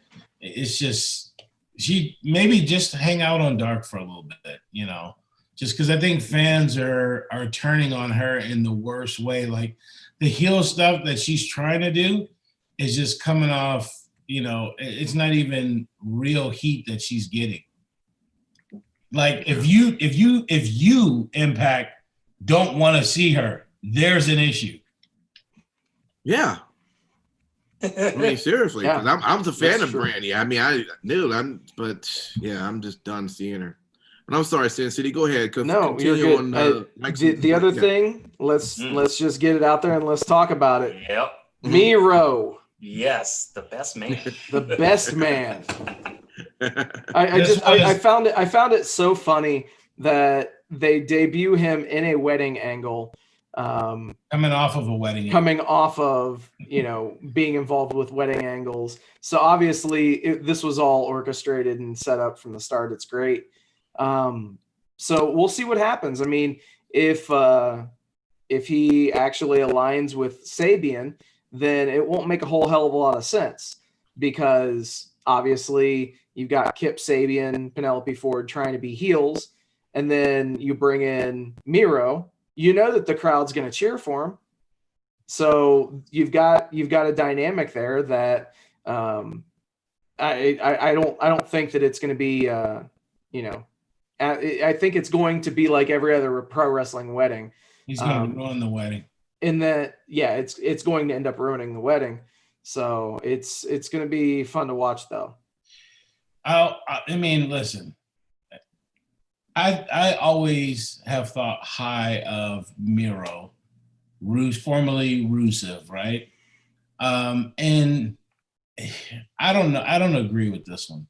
Having him come in with Kip and all that. I mean, listen, if it turns out to be another, basically. You fucking are. I don't agree with how they did that. You don't know what the fuck they're doing. I don't care what they're doing. It's not the right angle for him.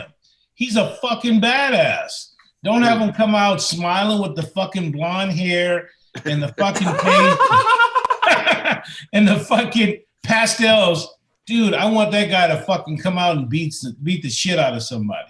What's so funny, Lucky, is you almost word for word recited Jim Cornette's recanting of this segment. Mm-hmm. Of course, because Jim Cornette and Lucky share a lot of fucking common facts. No, but seriously, I do want him to come out and beat the shit out of somebody, without question. Dude, it's fucking wrestling. Give it a fucking time. Yeah. You didn't even give it time. I don't even care about him. It's like, who fucking cares? Now, Michaels, don't blow your gigabyte load on your internet by getting all exacerbated. We don't want you to glitch up again. Did you say disasterbated? No, I did not say disasterbated. Exacerbate. Nobody had a better mean. Even Reedy Hardy had a better mean face than Miro on Dynamite. That's what I'm saying, man. You can't debut a guy that's going to be a babyface with a heel act and expect it to go, quote unquote, according to plan. Mm-hmm. I also too will agree with Michaels, and seems like the altogether census. I feel like maybe not the best move to introduce him. I don't know why they did it. I'm not really feeling. I'm happy he's there. I'm ready to see. Are you all insane? How are we fucking insane? You haven't seen him do anything yet. I just said what I'd like to see. Oh my freaking gosh. But we're not in the business of what we'd like to see. It's just, it's fucking, you haven't seen anything yet. You all are judging it as if this is like, oh my God, they've been doing this for 3 months and it's just not working. This is so tragic. First impressions are everything. Yeah, first impressions about a guy who you already fucking know. Oh, Jesus. Oh, God. This is going to be something that's going to be horrible. Just put the fucking championship on him anyway. He's a WWE guy.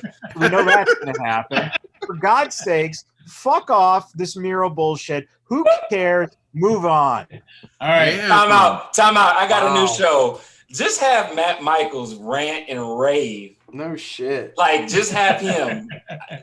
I'll fucking watch that show every fucking day. There used to be a show called The Rant. You should be you, Matt Michaels, because I'm serious. Hey, I'll tell you what, though. We finally got our answer. The Bucks are fully healed after they kicked Marvez.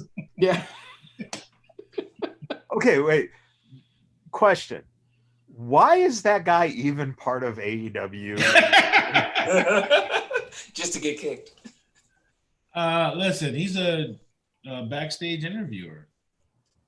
And honestly, it was great just to see him get super kicked. I mean, who doesn't like to see someone get super kicked? The NBA is now super kicked. Well, and especially when it's Marvez. Like, would you prefer them to super kick Dasha? No, hell no. That'd be horrible. Hey, yes. I was just gonna say that would be a real heel move right there. Right. That's a bigger dick move than kicking. Don't worry. I'm sure that with the angle that they're doing, they're going to end up super kicking men, women, kids, everybody. Yeah. Well, if you guys really were serious about wanting to get Brandy off of TV, and it makes fucking sense. So there you go. There you go. Who doesn't like a little super kick party? Hey, listen, Adam Page having a sit-down interview did nothing for me. I mean, it was just fucking boring. These two guys are like two of the best guys out there in the world, and they don't know what the fuck to do with them. They should have had them in the ring and beating each other up. I mean, I don't know. I actually liked the interview. You know, I mean, I actually liked it just because he's showcasing that he has an alcohol problem apparently, because he even sounded like an alcoholic person. And I'll tell you what, that angle should have never fucking been. And here we go. So, who in your life was an alcoholic, Lucky? Listen. You know what? I've said it on the show before. My uncle was an alcoholic and died. That's not reaching a sensitive point for me. I don't mind alcoholic. It seems to be a continuous theme, though. Every time there's an alcohol angle, you've gone, I don't know about this. It's just goofy, and it's two different type of angles. But I think it serves Jeff Hardy's was more serious than Adam Page's. Adam Page just rumbles around the back or whatever. You know, it's not entertaining. I got to disagree with you on that one, because I felt that it was forced, the whole Jeff Hardy thing in content for the show versus Adam Page. Adam Page is very much like Scott Hall was, you know, in WCW, a continuing thread of alcoholism and how it's ruined really friendships, how it's ruined him being on point. And I felt like that was part of the reason what I've been watching from the show, why he's not successful in AEW. And I think now they're bringing it to light. And that's what I saw when I saw the interview. I saw a man rambling, drinking. He was very hurt, depressed. Okay, enough about Shivani. What about Paige? But you know what, though, Shivani? Why did he start the interview like he was someone's concerned uncle? Shivani is like 75 now, and he needs to go as well. Real quick, did y'all catch another one of JR's blurbs when it was during the Sunny Kiss in Janela? He had said, and she eliminated him. I was like, oh my God. Listen, and cue cards. I know I'm probably going to get shit for this one too. But if Jericho and fucking Hager don't beat Sunny Kiss and Janela like in a minute or two, I mean, Come on, man. That leg kick they were doing, that whole Come on. shit, that shit is fire. The what? I was being very sarcastic. What was that leg kick shit they were doing? It served no purpose whatsoever. Yeah. See, but this is the exact problem that AEW is going to have from the beginning. And that was, how do you make Sonny Kiss and Joey Janela the same level as Jericho and Hager? Mm-hmm. And that's why I said, like, if you put Brody Lee in there with Orange Cassidy, you know, really, it's tough. It's tough. I mean, and that's what you're going to be seeing. But at the same time, we're complaining that you're not seeing so-and-so on the show.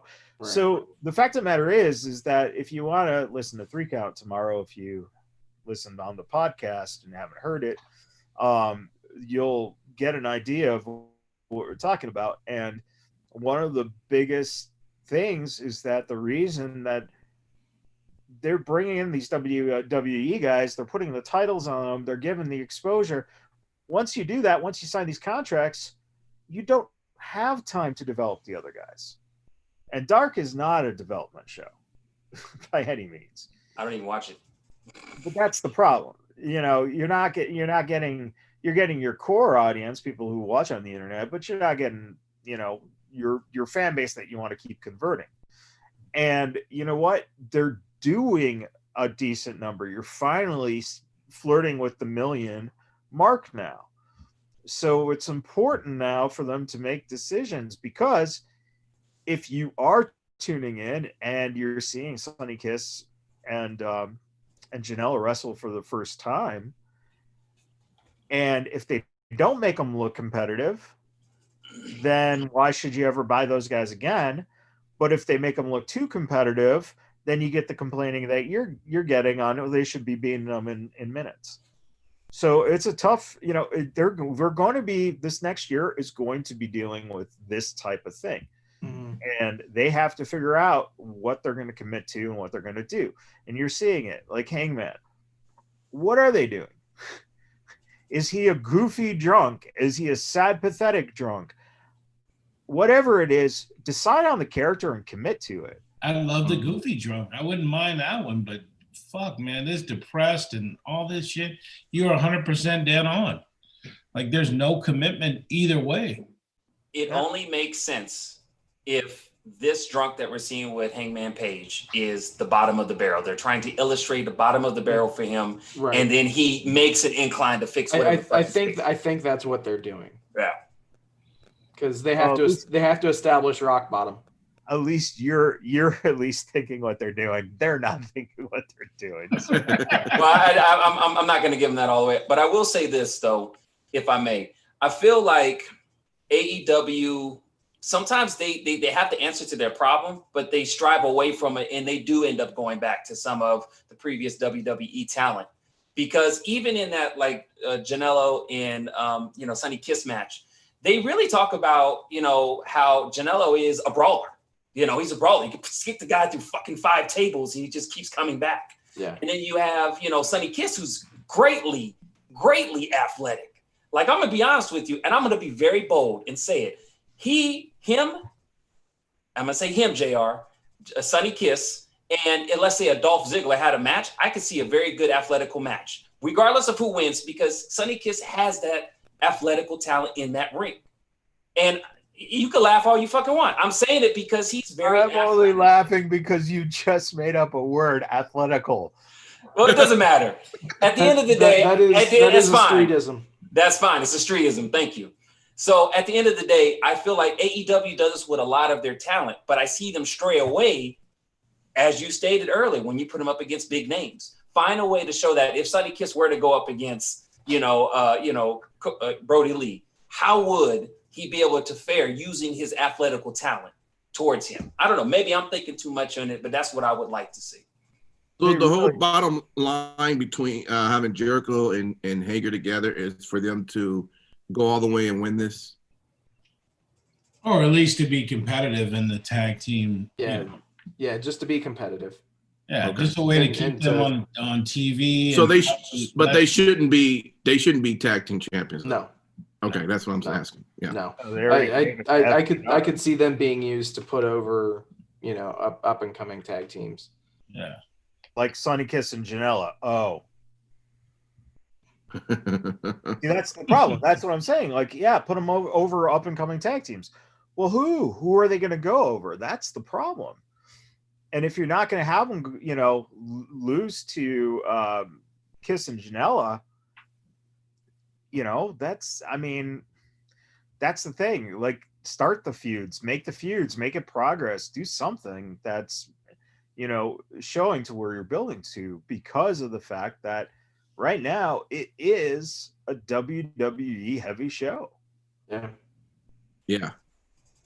And for everyone who complains that they wanted a different product, etc., well, essentially you're absolutely getting the same product. Mm-hmm. You're just getting different writers. Yep. Boom. All right. That's exactly right. Was anyone excited to see Nyla Rose back? I mean, I'm always excited to see Nyla Rose back because she's pretty. Yeah, you would do that. Yeah, man. I mean, she's fierce. And I think having her in the women's division as a wrecking ball is necessary for the developing women's division. Conti got served. She was like crying, looking all scared, like crying like a little girl, which I was surprised because in NXT, she wasn't like that. She was a fiery little spitball, wearing a fake ass belt, Well, I read in an article that supposedly NXT never really gave her enough opportunity to shine as she's showing now, I guess because of the talent pool that they have. So, yeah, I don't know. That's just what I read. They have so much talent that if you don't grab their attention kind of right away, I think, you just get cast aside and, or you'll be like Aaliyah wrestling in NXT for 6 years. Never going anywhere. She's worked hard for where she's gotten. You'll just be a good hand. That's it. Let's hold on. Oh, go ahead. No, her bank account will have otherwise words with you. So yeah. Well, and also too, I will say and defend Aaliyah just a little bit. Y'all have to remember they did that little documentary on the network where they were showing NXT like behind the scene. I forget the name of it. They showed her, and I'll be honest with you, I didn't think she was gonna make it as far as she did. Yeah, she a bit complacent. Yeah, but I didn't think she was gonna make it. She was too buttergum, cotton candy, happy-go-lucky. I was like, that shit ain't gonna fly. Well, I think this is the best fit for her right now with the Robert Stone brand for sure. But just to make a point, they just have so much good talent or so much talent overall that Ty Conti gets, slips through the cracks. But let me ask you this. So was Nyla, was she on Dark? Was she injured? No, she hasn't been on Dark. No. So why? I was confused when she came out. I was like, oh yeah, she does work there. Well, I mean, what's she been hanging out with Vicky? Yeah. Well, yeah, but I don't understand why would you have someone like that not on TV? Because you're trying to build a women's division. Okay. I mean, I forgot all about her is what I'm just saying. So when I saw her came, I was like, oh yeah, they do have Nyla Rose. And I just hadn't seen her like forever. That's all I'm saying. Her and Abaddon, you can't have on weekly programming. Their characters are meant to be very dominant. So it's tough for you to write something for them every week. I think what you could do is you could have vignettes, like to keep those kind of characters fresh in your mind.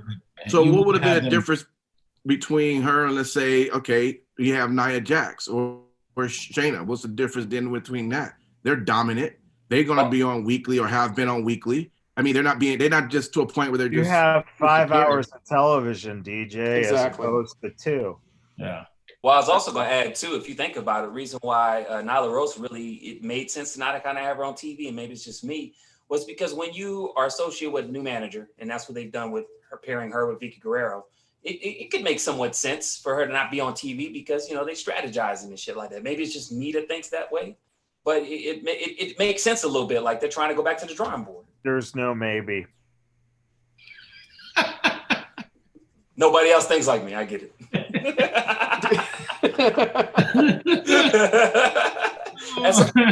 Thomas Street gonna be on his own goddamn island, but there's another man that says it's my island. And just saying, when I say that shit, it's gonna be with an action. So just y'all beware. Hey, last thing I mentioned about AEW, of course, I'm fucking with y'all. Matt Hardy came out Yes. and he did an apology, which, you know, I get what he was doing. I don't necessarily believe I need to be apologized to it. And having this wife out there at one point, she was shaking her head like she was there. She was there to say. She was there basically to say, "Hey, I'm okay with," because she was very outspoken on Twitter. Yeah, right? we talked about that. Yes. Yeah. So I think she was just there for that to kind of tie everything up. Like she's okay with the company, and you know, it's just save face. You know, that's really what. Sure. Yeah. Sure.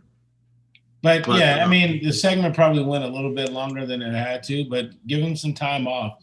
The man had got busted wide open. You know, he didn't have a concussion apparently, and you know, I mean, he's just been bumped around pretty bad. I mean, that WWE check probably looks a lot better right now. I'll be real. I the entire time that I was watching this segment, I was like, please don't let them fucking use this as a vehicle to get heat and have somebody come out and just lay him out, you know? Yeah. I wouldn't have liked to see that. So I'm glad that did not happen. So, and I felt relieved after it was over. You know, those words are absolutely what makes me believe that he did have a concussion. Yeah, I agree. Because if he was fine, they would have done a takeout angle, but he couldn't take a bump. Exactly. Yeah. Mm-hmm. Well, I think he did do that though. No, I was just gonna say it was good that he did do that. His wife was looking like she's like, I got this baby. I'm gonna need you to get this shit together. Yeah, newborn baby. I need your ass to come home. Paper ain't that important. Wait, one baby, and then they got two little ones. Yeah, 3 kids, man. All right, so let's jump over now into WWE SmackDown. Now, I rarely ever do this, but I'm going to try it out. Matt Michaels, tell us what you either liked or disliked about the show.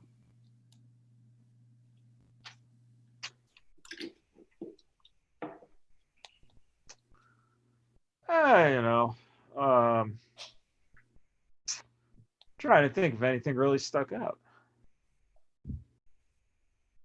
Yeah, I don't know. I don't know if anything really stuck out. I think, you know, the Funhouse build was interesting, to say the least.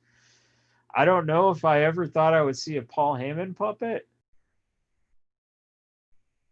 So that was, I mean, where they're going. Are you the big fan of the wobbly wars? Is it?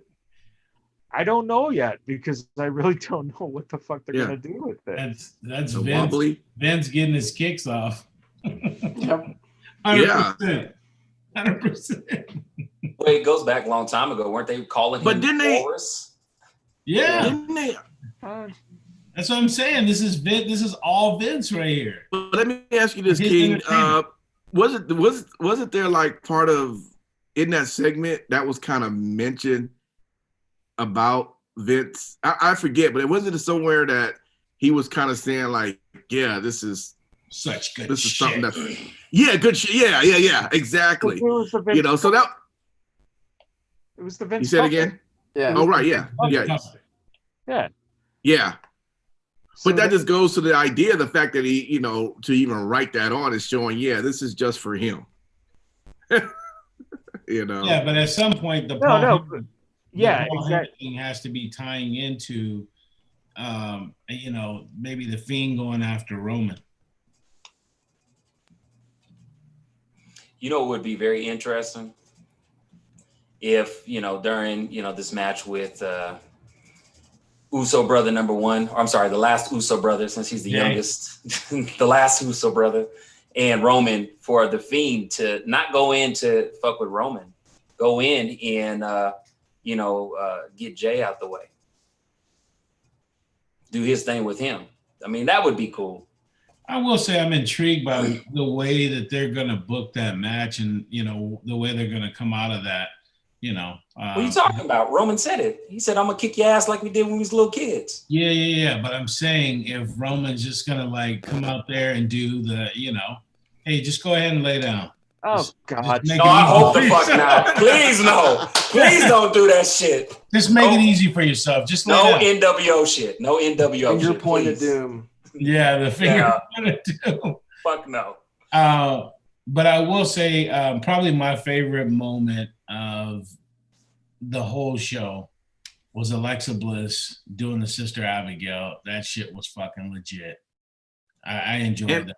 Yeah. And by the way, I think all of you guys were saying last week that she was going to be this special guest on the Firehouse. I thought she was. Yeah, 100%. Yeah, all you guys. I thought she was. Yeah.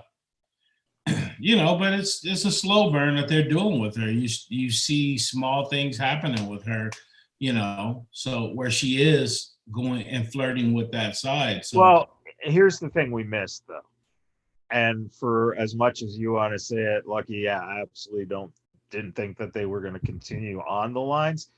But one thing that you messed up, and we all messed up, is that she shouldn't be on the Funhouse, because that's not the Fiend. That's a good point. Yeah. No, it's not a good point. It's the point. No, it's true. Yeah. He was abducted by the Fiend, so she should not have any presence on that show. Right. So when the Fiend reappears, that's when the alignment happens. Yeah. No, absolutely. But the question is what? So what? What's the alignment? That's the problem. I think again, you're not going to see them potentially directly together because there's no reason to.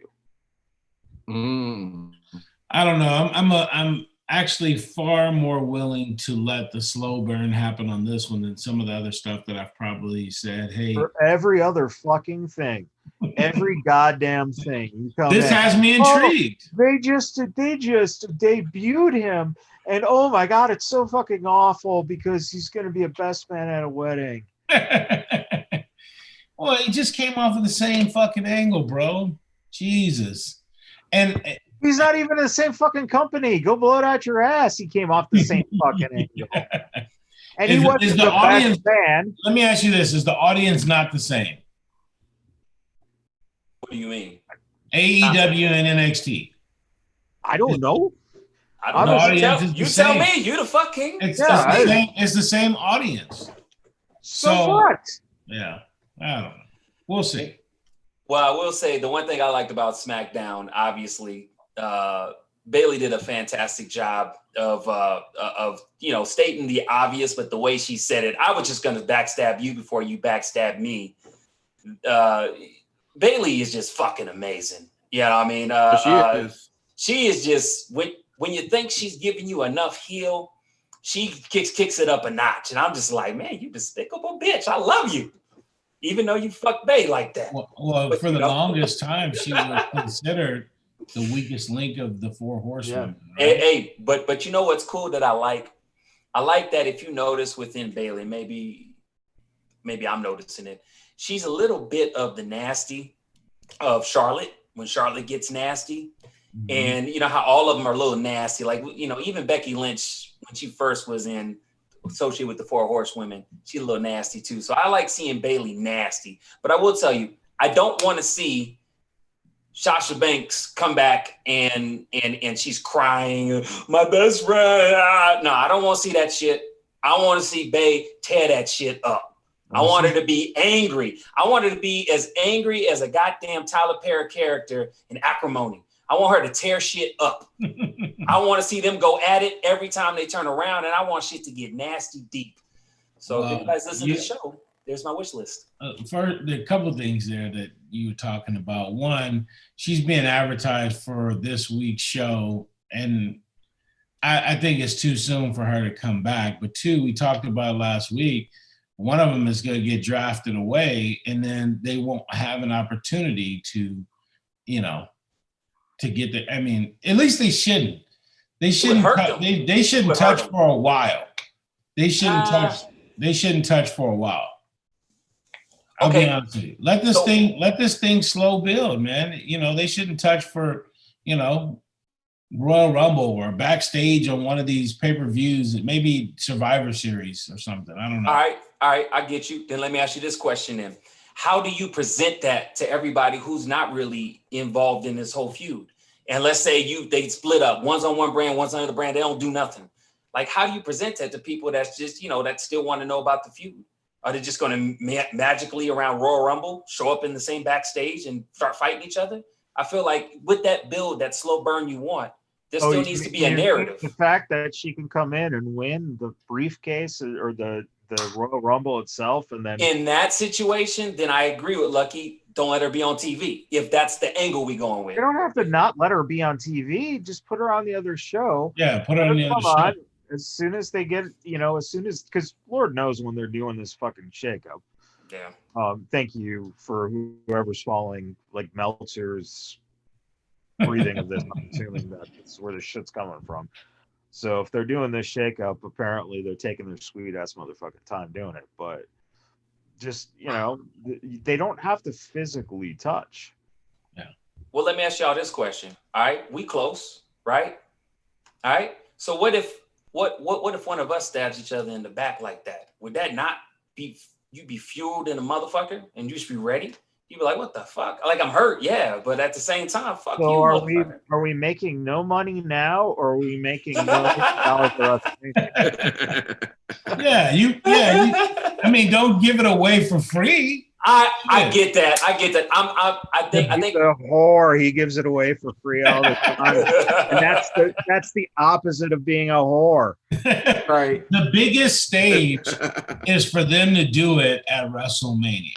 Okay, so what's the buildup look like then? If it's so the buildup is, hopefully Sasha's not on TV. Maybe it's Bayley mocking her or whatever, and then she continues to do this, and then they get drafted away or whoever goes where, right?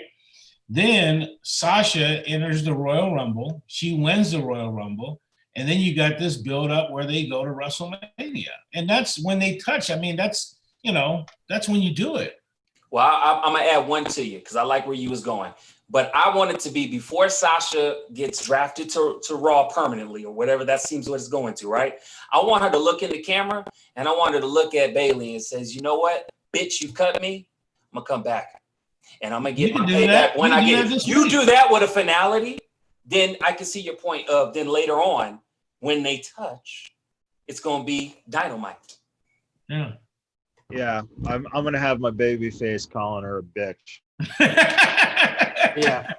Well, maybe not calling her a bitch, but I'm saying like to that degree, like, look, you stabbed me in the back, you hurt me, we're best friends. I'm never gonna forget that. And one day, you're gonna get something like that. Wait, how come it has to be that? How come Sasha can't say you were right? That could be the case. I was gonna get you first. You got me. That could be the case. That would be cool. I'd be cool with that. Just go that way, because that way we haven't seen it before. Yeah, yeah. Bruce, that'd be cool. Uncle Bruce. That would be cool. And even better, like they still kind of cool with each other. It's like, all right. They're not gonna be cool with each other. No. Yeah, no. Well, it ain't gonna be cool, but it's like game. It's like game recognized game is what. Not the way Bayley need her to the head. Yeah, I'm glad Bayley. There's got to be some retribution for that. Somebody got actually Sasha got a receipt. No, after finding out that she charges $375 for a cameo, I think she deserves another knee to the head. $375 fucking dollars. Yeah. Come on. That's fucking ridiculous. Who charged? Sasha. Oh, She got a high charge rate. For Mercedes. Yeah, she can't call herself Sasha Yeah, Banks. she just calls herself Mercedes. So you can pay $375 now for a cameo from the woman who looks like Sasha Banks but can't call herself Sasha Banks. She probably can't even say she's the. Hey, real talk. You can hate if you want. If I had that kind of money, which I never fucking do, I would probably spend that money for a cameo or anything. Because as we discussed last week, obviously you would. As we discussed last week, you can't even use the likeness, and that's all cool. this other stuff. I'll use Mercedes. If you go buy Mercedes, give me that cameo. It's your girl, Mercedes. I'm cool with saying hello, and that's it. That's all. Not yet. I'm She's cool. not talking with you. She's sending you a fucking 30-second shout out because it's your birthday. He thinks it's hey, my fucking birthday's FaceTime coming with- up. Look, I tell you what, my birthday's coming up. I would be cool with that. Oh man. Well, I'll tell you, one of the I'm not $375 for your fucking birthday. hey, you somebody better drop a decimal in there. $3.75. Hey, I will say this. I could spend $375 if I had it in a strip club, or I could spend $375 to have a shout out from Mercedes that'll last me a lifetime. I'd play that motherfucker back every time I have a bad day. I'm going to the strip club. I love Sasha Banks. I'm going to the strip club. Let it be known. If someone wants to fund me and pay for Sasha Banks to do a cameo and Wish, do not listen to him. Don't waste your fucking money. So one of the other exciting parts of the show for me, I always need a good laugh, and he always provided, was Sami Zayn. I enjoyed the idea of him in the truck, and he's going off saying, "Why do you have Jeff Hardy as the image? I'm the real champion." He starts pushing buttons and eventually takes the show off the air. I thought that was great. I love that. Shout out to that. A couple of quotes. How about this from King Corbin? "There is nothing more than I despise than someone walking around abusing their power." That's King Corbin. Mm-hmm. Love that quote. Yeah, the irony was palpable. Yeah. If you will. And shout out Paul Heyman is just Oh, go ahead, man. I was actually just gonna say, for as much of a Roman Reigns hater that I was when they were trying to force feed him to us for 8 years as a babyface. As a heel, I'm all in. As of right now, I'm all in. Just the tone of Heyman's promo with him, the way that Roman responded to things, his overall pitch and his meter when he was speaking, everything was totally different, and they're doing this one right. Chief. Here's something that just sparked me about what you were saying.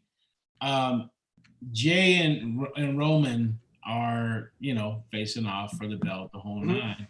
But Jimmy comes back and costs Jay the belt, and then they split the Usos up and go. Okay. All right. Enough nonsense. One apiece on a different brand. It's not so fucking far off. Nonsense. Well, you know what, Lucky? The great thing about that is you can reenact that whole thing on WWE 2K20 right now. Yes, and Battlegrounds, possibly. And if you've downloaded our app, I'm gonna create a special room where we can look back and see all these angles I said. Can you wear the hat? I just need to know. Or are you going to wear the hat? I will wear the hat. Of prophesizing. There it is, baby. Take it to the bed. Hey, the whole thing is to get people to download the app, not take it off their phone. Basically. Hey, I'm building a kingdom, man. Hashtag my king. Fuck hashtag not my king. Hashtag not my king. Yeah. Hashtag Smartville forever. Not really. There you go. Hashtag payback. Hashtag payback. Oh, God. All right. Well, I guess that takes care of WWE SmackDown. What do you get to look for? I'm trying to figure out where you're going with this. Was there another show I missed this week? Well, if you had the notes, which apparently you didn't look at, There he is. We have New Japan. We have New Japan. No, I know that. Yeah. Okay. So we're just going to talk a little bit about New Japan. If you guys want to jump on there, I'm going to have the help of Sin City Steve to help out. The G1 Climax. You still have to pronounce all the names, though. Yes. Yeah. Jesus. Yes. And then I will say the name after the fact. Wait till I cut that out into a sound bite. My Lord. What'd you say? A selling bitch? What? I don't think I'm gonna do all that. That's Oh, too no, much you got entertainment to. for one night. Come on, man. This is to close the showdown. Come on. But look, bottom line though, they do have it looks like the show is going to take place. It begins next week, so September 19th, and it'll run through October 18th. And we got 30 guys. We got the A block and the B block. So this is a pretty big thing, right, Sin City Steve? Every year, the G1. What can we expect from this team that we see put together? So, long story short, the A block and the B block of the G1 tournament. They're long story short, it's set up as a round robin style tournament, so it's not a single elimination type tournament. This is something that goes for a month. Couple of months, and it's going to be pretty amazing. Every year, what you can expect is you're going to get the highest quality of matches anywhere. And I mean, the last year's G1 set the record for the amount of 5-star matches. I know, blah blah blah, Meltzer, Tokyo Dome, New Japan, blah blah blah, but the point that I'm trying to make is that you're going to get some amazing quality matches. I made the joke about you pronouncing the participants, but I'll go ahead and recite them for you.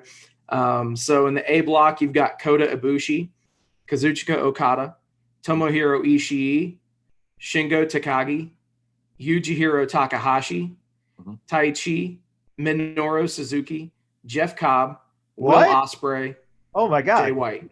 Wait, those last ones, you butchered those last ones. That's funny. He said all of them right, man. Sin City Steve, you always do good work, man. You always do good work. Thank you, brother. And again, you missed the joke, Simon. No, Man, no. I miss your old ass crusty jokes, bro. You need to send me a notification of how far back we going in the time warp. Your fucking jokes, bro. I'm just saying. And actually, the B block is pretty amazing too. In there, you've got Hiroshi Tanahashi, Hiro Okigoto, Toru Yano, Yoshihashi, Sonata, Tetsuya Naito, Evil, Zack Sabre Jr., Juice Robinson. There's an NXT link that is the former CJ, whatever the fuck his name was. He was the hippie in NXT. Oh, you're talking about Juice Liger? Yeah. Or not Juice Liger, Juice Robinson. Yeah. Yeah. CJ Parker in NXT. Yeah, that was his name. And also last but definitely not least is Kenta. So another NXT connection. We should have had Impact go through that list, man. I know, man. I know. Missed opportunity. I know, but Well, he was saying he wasn't gonna read it. So we're gonna talk more on New Japan, and I'm gonna be throwing out some names, and you guys will get a chance to make fun of me. Then we'll save that for other weeks to come. So don't worry, you'll get your opportunity to do that. But this does seem like this is going to be a pretty big show, and as man, we got so much, definitely myself, on our plate that it's hard just to keep up with all the wrestling shows already. But I'm going to try to see what I can do to check out some of these matches, if anything. I know they're recorded. Let me ask you this. I was also reading that apparently they filmed a ton of shows here in the U.S. Is there are the wrestlers here in the U.S. from New Japan? Is it treated different than the wrestlers out in New Japan? I guess are they treated like two separate entities, or are they the same? If that makes sense. So, with those in the U.S., if they're just teaming against those in the U.S., and then those in Japan team up with the ones, or they cross? Or how does that actually work? So they've largely kept the sites separate. Okay. What is the thing that's obviously driving all this stuff is quarantines. So I definitely look for once everything gets back to quote unquote normal, then I could definitely see some of the guys that are working stateside go to Japan and vice versa, and it's extremely smart on their behalf because they're producing double the content. Right. And some great matches were filmed. Kenta, the former Hideo Itami from NXT, he won an opportunity to challenge the IWGP United States Championship holder, which is currently Jon Moxley. So Kenta and Moxley coming up soon. So that should be awesome, especially with all the stuff that New Japan allows Moxley to do and what all they allow Kenta to do too. Right. Yeah. And I guess also some news. Hopefully I say his name right. I guess they signed. Is it Fred Rosser? Okay, yeah. Fred Rosser onto New Japan. And King Lucky, you seem like you may be a little confused on who that may be. Are you talking about Fred Rozier? Is that how you say his name? Is that what you're trying to do? Correct me in the spelling? Well, I'm just asking. That's what you're talking about. Say it with your chest. Say it with your chest. Is that how you? So is that his name? Is Fred Rozier? If we're talking about the same person. Yes. Darren Young. We're talking about the former Darren Young. Yeah, Darren Young. Okay, yeah, there you go. All right. Why couldn't you just say Darren? I mean, you thought I was really talking about somebody else? Yeah. Although you knew I made a mistake on the name. No, never mind. All right. Never mind. Hey, all right. Impact. Don't worry about it, bro. Keep in mind, it's all good. Keep in mind, hashtag not my king, bro. I got one more point. Once this is all over with. King's quiz. No, honestly, it's great that they signed him. He's an extremely talented wrestler that it boggled my mind why he wasn't picked up by somebody. But now it's good that NJPW is going to give him the shot that he deserves. So it'll be cool. All right. That's all I had. If you want to add something, King Lucky. Yes, I do. This week, a very, very good show put on by Dave Marquez and NWA. I think it's going to be exceptional. You've got just really quickly, a lot of people that have already been on our show, but Aldis versus Bennett is going to be one of the matches that's going to be pretty big. And this is on the 15th. You got Hammerstone versus Sparks, and then the one that I'm really looking forward to, Camille versus Heather Monroe. So that's going to be a really good show. They already have you got the Tribe on there versus the Wolf Zaddies. So it is going to be a very good show. Primetime live. So okay, yeah, I'll have up the information on our Instagram and also on our Twitter. Perfect. Well, gentlemen, we've done it. Another week of wrestling talk. So it was entertaining and fun. We're going to go ahead and say our final thoughts for tonight. So why don't we kick this off? Simon Street, what you like to say to everybody? Thank you, everybody, for tuning in. As usual, go download that app. It's just a better way for you guys to interact with us and see what's happening next down the pipeline with Vegas Bad Boys. Everybody stay safe out there. Wear a mask, wear a condom. No need for no COVID babies. And speaking of that app as well, I'm going to one of the features of the app is we have the chat rooms, and anytime you can go in there if you decide you just want to enter the WWE room or the AEW room or whatever. And what I'm going to probably start doing more is jumping on there live, and you guys that get the notification, and if you see it pop up, just join the room. It'll be on right when the show's on live, and then we could just kind of converse about what we're seeing. So I'm gonna try to do that a lot more. Normally I don't watch the shows live, but I want to be able to use this feature more. So you may see that pop on, and if you do, I urge you to jump on and let's enjoy some wrestling talk. So with that, King Lucky, what would you like to say? Thank you for the support. Good night. All right, Sin City Steve. Thank you guys for listening, watching, hanging out with us in the chat. We appreciate each and every one of you. So yeah. Also, obviously, repsports.com. Go there for all of your pre-workout, weight loss, energy drink type stuff needs. They even got protein popcorn, which is cool.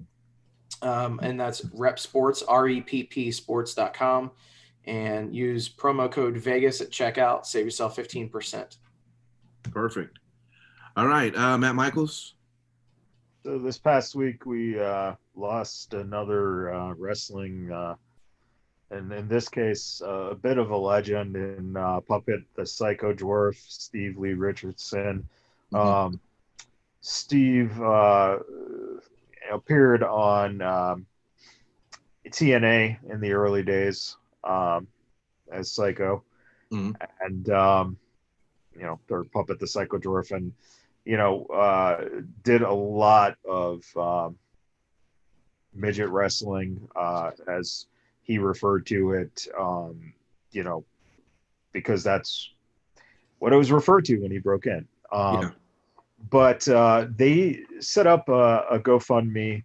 The goal was $5,000. They just got past it. But anyone who wants to help cover the costs of the funeral and to kind of give a little bit of a tribute, you can look up on GoFundMe laying Puppet to rest, and chip in a few bucks, because anything can help. And again, it was unexpected when you don't have the means or anything put aside for a funeral cost and burial and all that kind of stuff. It gets very consuming, and the family definitely could use the help, and that would be a great thing. If anyone wants to contribute, please check it out. Absolutely. Thank you for that. We thank everyone for listening tonight. As was mentioned, the app, iOS or the Android store, you just go in and you put in Vegas BadBoyz with the Z. It should pop up. Download it. It's free. We urge you to do it because it's just something fun to have. So we have to leave it with that. Also, we're on every podcast platform. So definitely just search your favorite one and make sure you hit the subscribe button and take a listen as we continue to build. We just crossed over our 200th episode, and we thank everyone who's been listening. We do have people who's been on day ones, and we appreciate you. And then many others has followed after that. So we're looking forward to our next 100, 200 and beyond episodes. So we thank you for that as well. We can't do it without you. So thank you for listening, and tell others about it as well. With that, we will see you next week, and